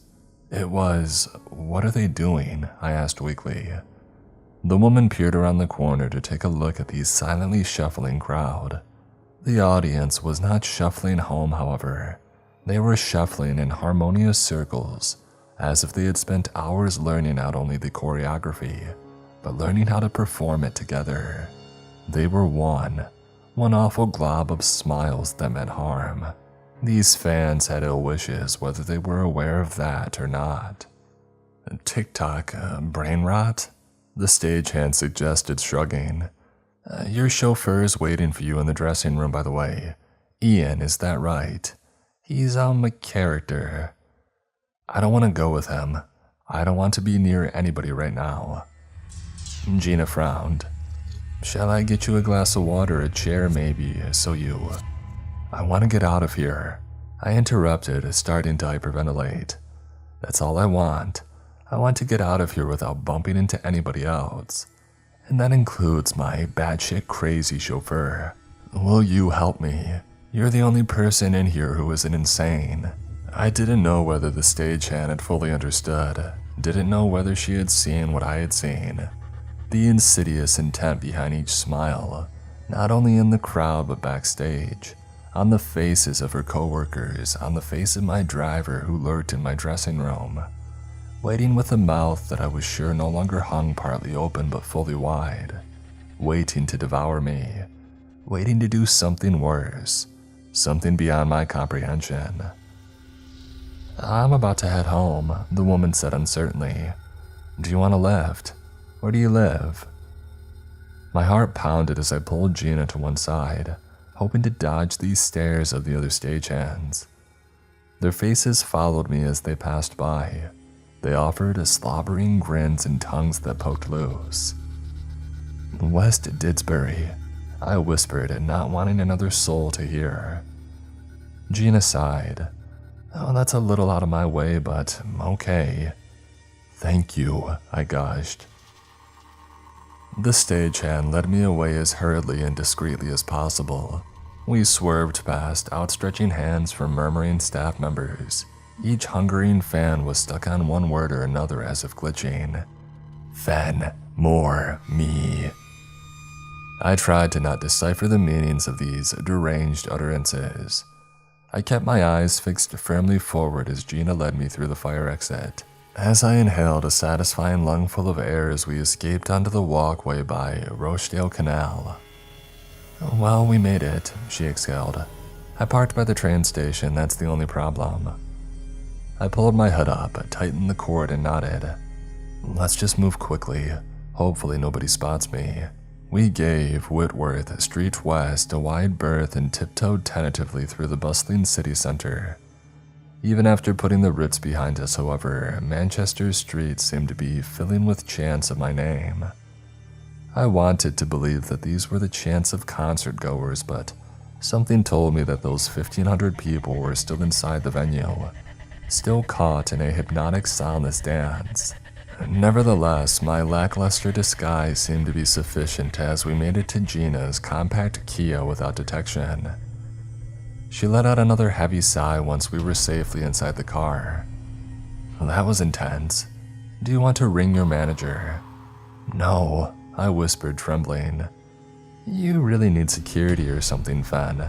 Gina insisted as she pulled out of the car park. You're blowing up, and I've never seen an artist with your profile to be left so vulnerable, so exposed to the crowd. Have you ever seen a crowd like that before? I'm not pretending to be on the same level as international superstars, but I personally never seen anything like that. Am I going crazy, or am I just seeing things? The woman didn't respond. She turned up the volume on the radio, having clearly heard something that I had missed. I tuned into what the presenter for BBC Radio Manchester was saying. Oh, it's been a big week for the fella. It seems like everybody's got fen fever, fen mania, whatever you want to call it. And look, I love the excitement. I've not seen this in the music industry for a long time, but this is just scary. It isn't right to harass a person, famous or not. To break into a home, I mean, it's madness. I'm just glad that he was performing tonight. If he had been at home, this could have been 1,000 times worse. This could have. What the hell did she just say? I blurted out. Getting hurt, the presenter continued. And some reports have claimed that several police officers joined the disruptors. So far, nobody from Greater Manchester Police has been willing to comment. Gina, I started shivering. Please don't tell me she means what I think she means. The stagehand's face had lost its color. I'm so sorry, Fen, this is awful. I'm just glad that you're safe. Why are they in my home? I cried, refusing to accept the reason. Where should I take you? Gina asked. I don't know, I screamed before taking a deep breath. I'm sorry, I'm not mad at you, I just don't understand what's happening. Well, that was a lie, of course. I knew full well what was happening, why it was happening. I had known it when I had penned my name to Heath's contract, known that there was something wrong with my manager. Just as I had known that no matter how much I listened to Paul's voice of reason, I was always going to sign that document. And when I thought of the manic messages that I had been receiving from Paul himself, along with other friends and family members, I realized that I had no good answer for Gina's question. I didn't know where to go, didn't know where I was safe. I prayed that there were others like the stagehand and the radio presenter. I mean, there had to be people outside the bubble of insanity. People who recognized that I was only a man, not some higher being. People who recognized, most terrifyingly, that my fans were no longer people. And the number of infected followers was only growing, as was my dread of what fen mania truly entailed. I didn't want to know what these people really wanted from me.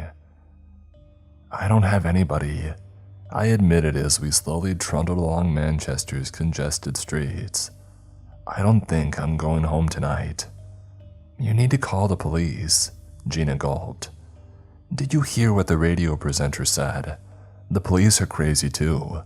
I saw it outside the Ritz earlier, you know. The people who should have been calming the crowd were a part of the crowd. You saw it backstage. Please answer my question, Gina. You see famous musicians in the Ritz every week. Have you ever seen a crowd like that before? She hesitated for a moment, contesting the truth, but the woman finally conceded, finally shook her head in defeat. No, the stagehand said. Those people were off the wall. Ask me this whole thing, The radio presenter continued. It's embarrassing. I loved NSYNC when I was a girl. I wanted to marry each and every one of them. Would I have stood outside their homes in the hope of seeing them? Sure, it wouldn't have been right, but I would have done it. Would I have broken into their homes and stolen their possessions? Absolutely not. Fen is a person, nothing more. If you've taken part in tonight's awfulness, you need to. Hello? There followed a pause, and my eyes were drawn to the radio, as if I might be able to stare through the plastic of the dashboard into BBC's Manchester studio. Might be able to see what was happening in the presenter's broadcasting room. I saw nothing, but I sensed it, heard it in the static traveling over the airwaves. There was somebody else in the broadcasting room, somebody watching the presenter. A person who had filled her body with some contagion that she had passed on to me. A communicatable dread transmitted through that symbol. Hello? She repeated, voice cracking. Sorry everyone, there's somebody in the... One moment, Jonathan. I think there might be... Wait, Jonathan, is that you? Fen is us. Us. A voice hissed in response. There followed a scream so unnatural that it took me a moment to realize that it had stemmed from the presenter herself, and the BBC did not cut to some sturdy, reassuring message about technical difficulties. They did not promise to handle the situation and resume normal broadcasting. All that sounded following the presenter's piercing shriek was the crackling drone of dead air.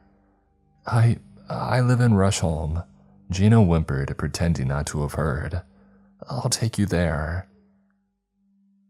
We traveled the rest of the way in silence. Both of us eyed the passing cars and pedestrians fearfully, wondering whether a demented fan might lunge at any moment, might topple Jeannie's titchy Kia without much resistance at all and then tear me out. Do with me whatever worshippers do when they have a god in their clutches.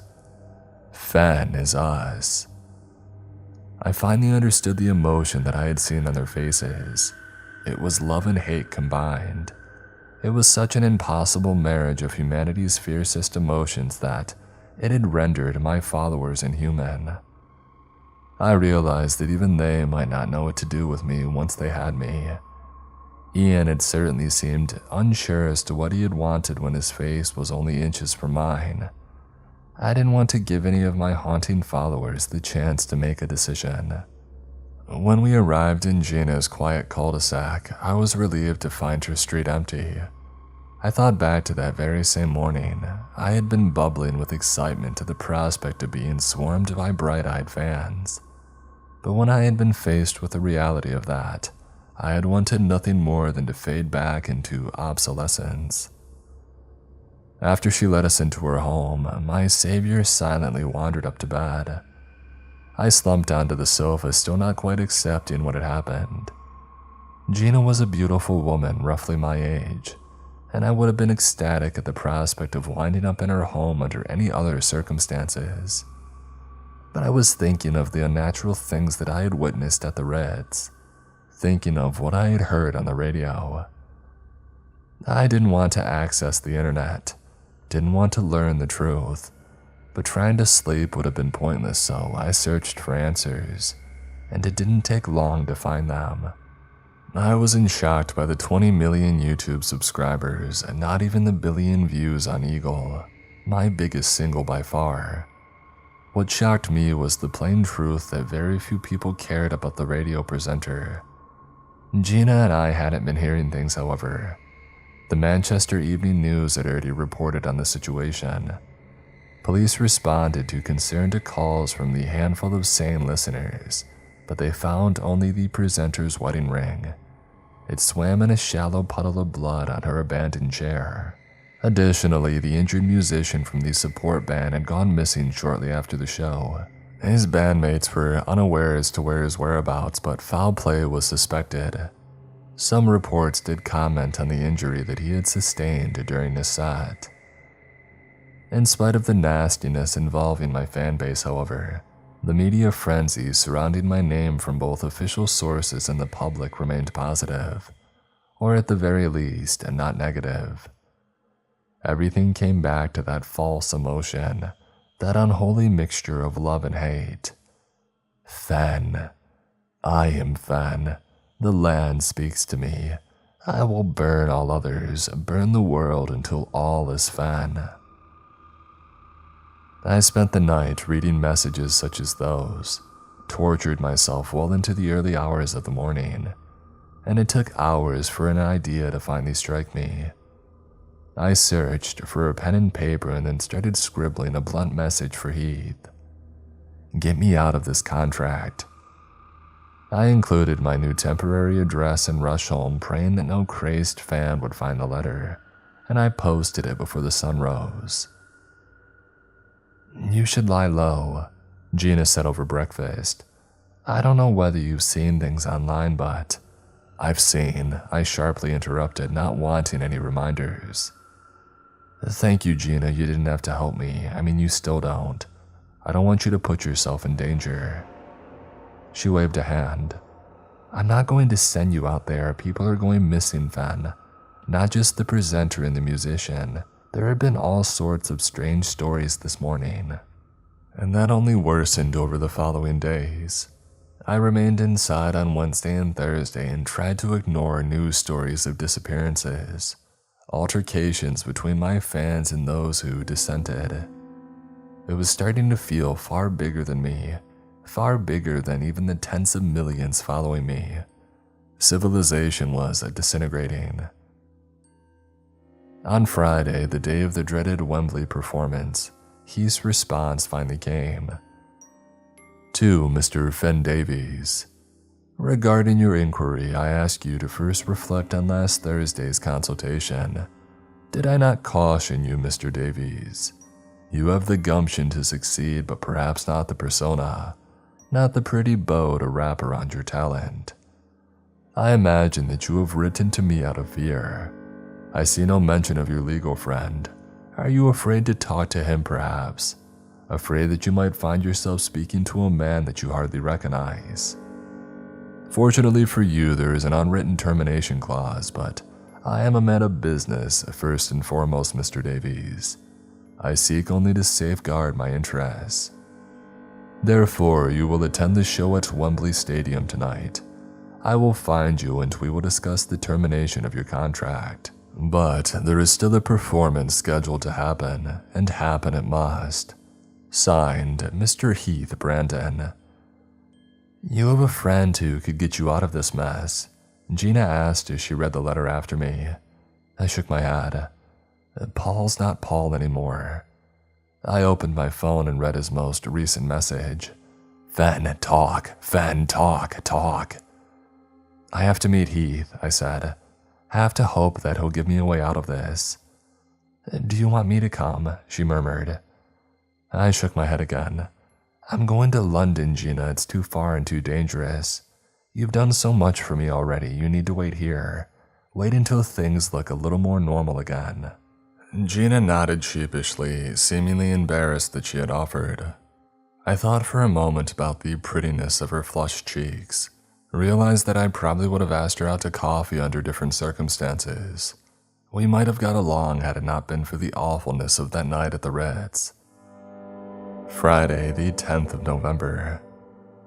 I bumped into her again months later, but she didn't recognize me. Much like everyone else, she didn't remember the true horrors of November. I did not contact my chauffeur to take me to London. I didn't contact anyone. Didn't respond to the hundreds upon hundreds of messages from my loved ones, who were no longer my loved ones at all. Messages from my mother and father, Paul, people who had been assimilated to some homogeneous thing that sought only to consume me, sought to assimilate me too. I had to undo everything and bring my loved ones back. I had to bring everyone back. Donning a low-effort but effective disguise of a hooded jacket and a pair of Gina's sunglasses, I boarded a train from Manchester to London. No passengers recognized me, but my skin tightened as I overheard one particular conversation. "You love Fen, don't you?" one girl asked. "I do," her friend replied. "Good. Sarah didn't love him." "No, she didn't," the second girl coldly said. "Yeah, Sarah's quiet now." "Yes," the second girl agreed. "Sarah's quiet." In the reflection of my window, I squinted at the two girls who appeared to be in their late teens. They sat across the aisle from me, horrifyingly close. Close enough for me to see their eyeballs tumbling backwards, spinning towards their upper eyelids. Much like Heath Brandon, each girl was left with only the very edge of their pupils on display, and that felt more horrible than their eyes showing only the whites. Still, seeing the faintest sliver of those brown pupils was far, far worse.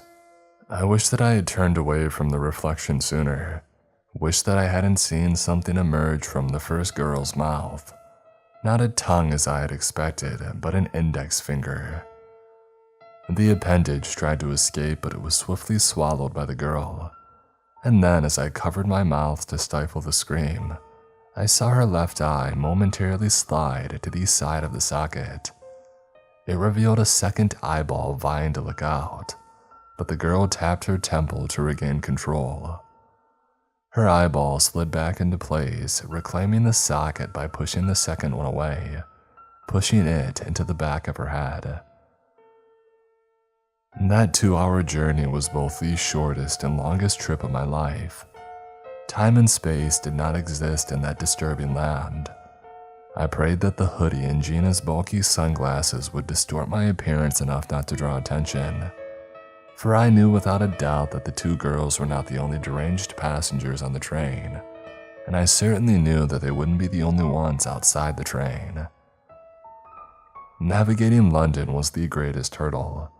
A city of 9 million people, my subscriber count had hit 100 million on YouTube that morning. It was safe to say, given my rate of growth, that a high percentage of these city folk crossing my path belonged to Fen's hungry pack of fans. My name echoed around the capital's packed streets, sometimes hushed and other times fanatically bellowed. I used the many bodies of London commuters and tourists to conceal my hooded form as I made my way across the city center.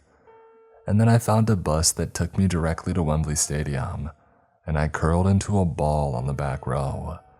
I shrank and hid from the dozens of Fen fanatics who were chattering around me. That chatter quickly devolved into nothingness, an endless stream of repeated words that had lost all meaning.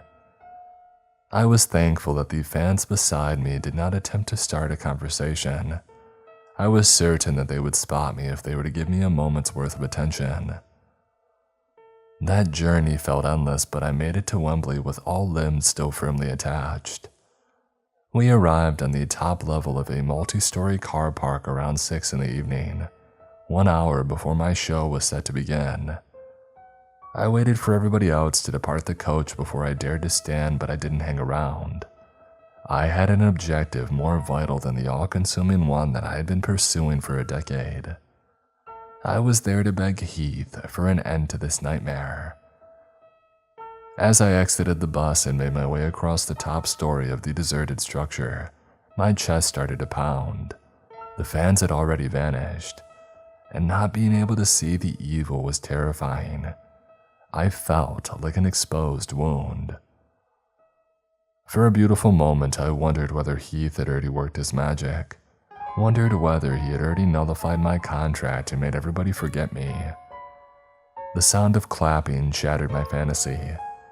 I followed the growing roar of applause to the structure's top floor barrier, and one of Wembley Stadium's entrances came into view. There stood a crowd of thousands below the not-so-distant building, tens of thousands. From my elevated position, I spotted a slight clearing at the center of the crowd. Dozens of hands were hoisting something up into the air, and by the time that something came into view, it was too late. Not something, but someone. It was the musician for my supporting act at the Ritz, the one who had chastised the crowd for chanting over his performance. The frightened man's voice traveled hundreds of yards to my watching point from atop the multi-story car park. "Help! Somebody please!" The musician was shushed by thousands of whispering voices and fingers on lips. And then the man's wriggling body was slotted not into the gaping jaws of one particular crowd-goer, but the fan's gaping eye socket. The musician's body slowly disappeared into the fan's very skull. The artist's fingers were the last to disappear. I wasn't sure how my eyes saw the horrific details from hundreds of yards away, but nothing from those days answered to the laws of logic.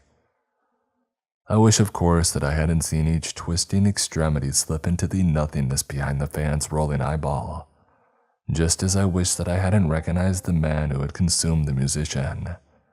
Paul. "There must be a show," a voice spoke from behind me. I spun to see, illuminated by the faint glow of a nearby lamppost, the hunching figure that I had met in the lobby of a recording studio. It had been little more than a week, but it felt like an age. "What have you done to me?" I croaked. I considered lunging forward, but I was haunted by the figure's unnatural appearance. His body seemed to hide something. It seemed to be hunching not from poor posture, but a desire to conceal his true nature. To conceal whatever festered behind the whites of his eyes. His rolling pupils clearly saw something not above him but within his head. I thought of the way that Paul had absorbed the musician through his bulging eye socket. Thought of the fingers that I had seen crawl out of the girl's mouth on the train. I accepted the terrible truth that I had already suspected. My fans were not simply killing people, but taking them away from the world. Sarah's quiet now. And those quiet folk, much like me, had been forgotten by all of you. "What have I done?" Heath asked icily. "I have done nothing to you, Fen." "To them," I corrected. "What have you done to them?" "Only that to which you agreed," the man replied. His smile was worse than it had been in the lobby. Unlike the expressions of my many fans, Heath's grin did not simply convey some alien emotion that I struggled to place. It did not convey any emotion. "What are you?" I asked. "So many questions, but time is fleeting, Fen. Did you not want to discuss the termination of your contract?" "Is that possible?" I asked, struggling to believe that such a nightmarish contract would come with an exit clause. "Yes. However, the show must continue. If I lose you, I must have another. I must have a performer to take your place." "Where am I supposed to find a performer?" I scoffed.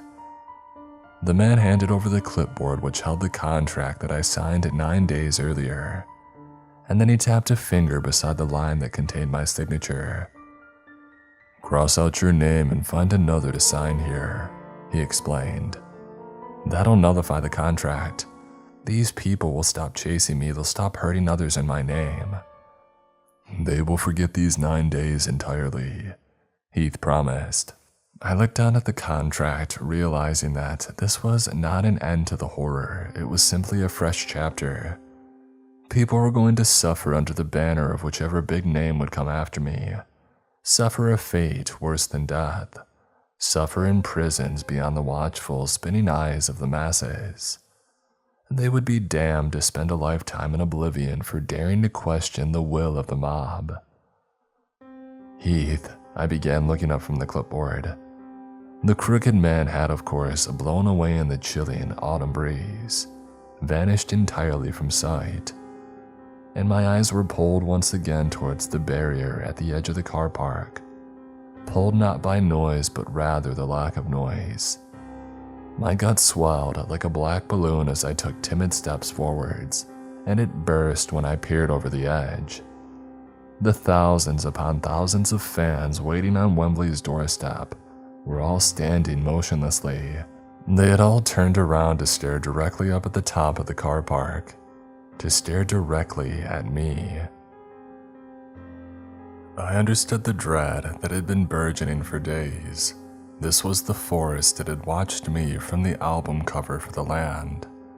The crowd was the forest that stretched far beyond the horizon, into the abyss, and I screamed when the people started to move as I had expected them to remain rooted to the ground, much like the trees.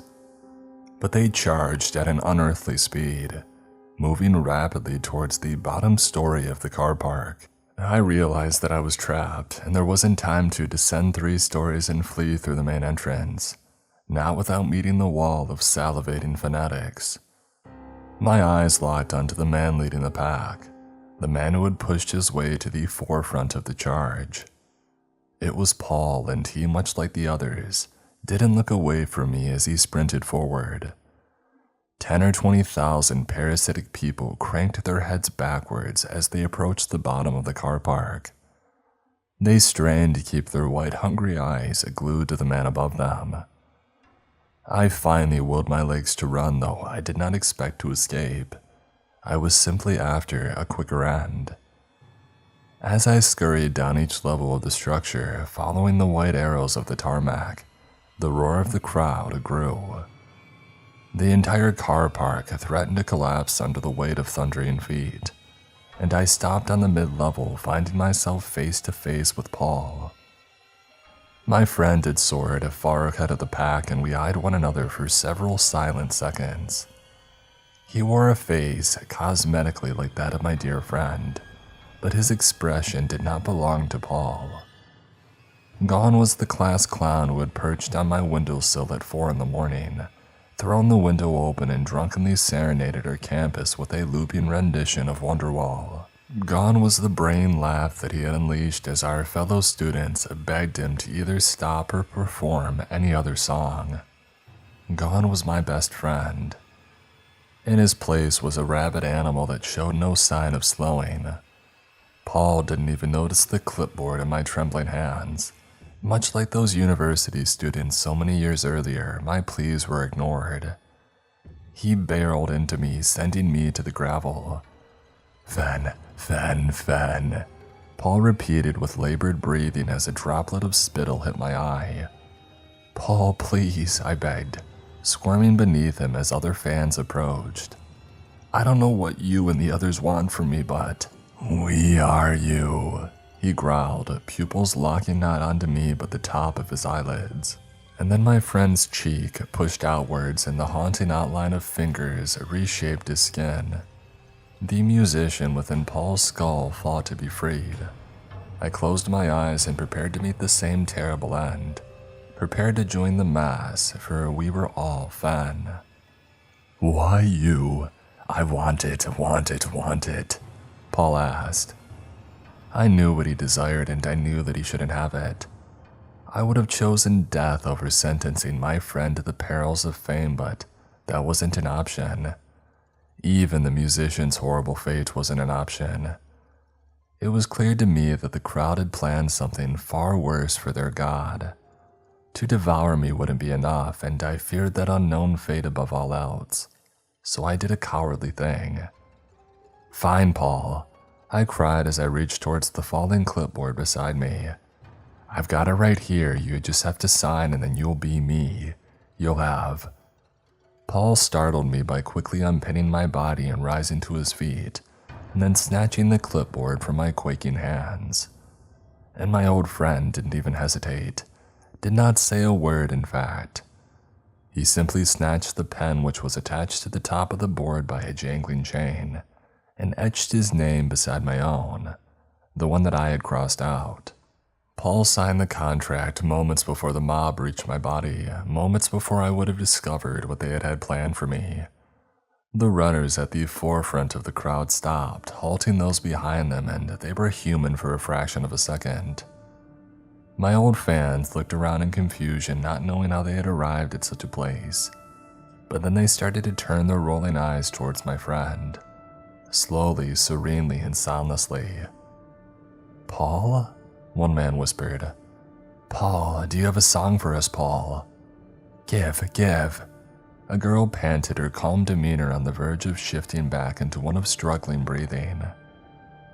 None of them saw me any longer. Their heads followed the new Messiah who had risen like a phoenix from the ashes of my fetal form. I watched in fear as Paul's face had changed too, as he became human again. It was a lasting transformation for him. His complexion turned pale and his mouth opened to release not words, but a flesh-colored liquid which spilled onto the ground. It contained strips of fabric and shards of eyewear, the remnants of the musician my friend clearly did not recall consuming. "Fen?" he asked, noticing me. "Are you...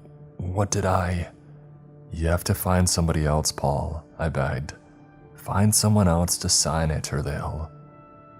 Before I had a chance to finish, my friend ran straight to the store's side door and used the staircase to flee. A staircase that in my blind panic, I hadn't even considered as a potential exit route. It thankfully took a few seconds for the crowd to return to their fanatical state, but they wasted no time in pursuing Paul. And as that new wave of phantom hit the world, it caught me too. I know this because my memories of the next few days are foggy, and that's how I know that all records from Friday the 10th of November to Tuesday the 14th of November must be false, much like the records for my 9 days of fame. I have no idea what truly happened during those 4 days of Paul's stardom, but I know that he did not find a new artist for Mr. Heath Brandon. My friend has been missing for 9 months. I fear with near certainty that he met the fate which awaited me.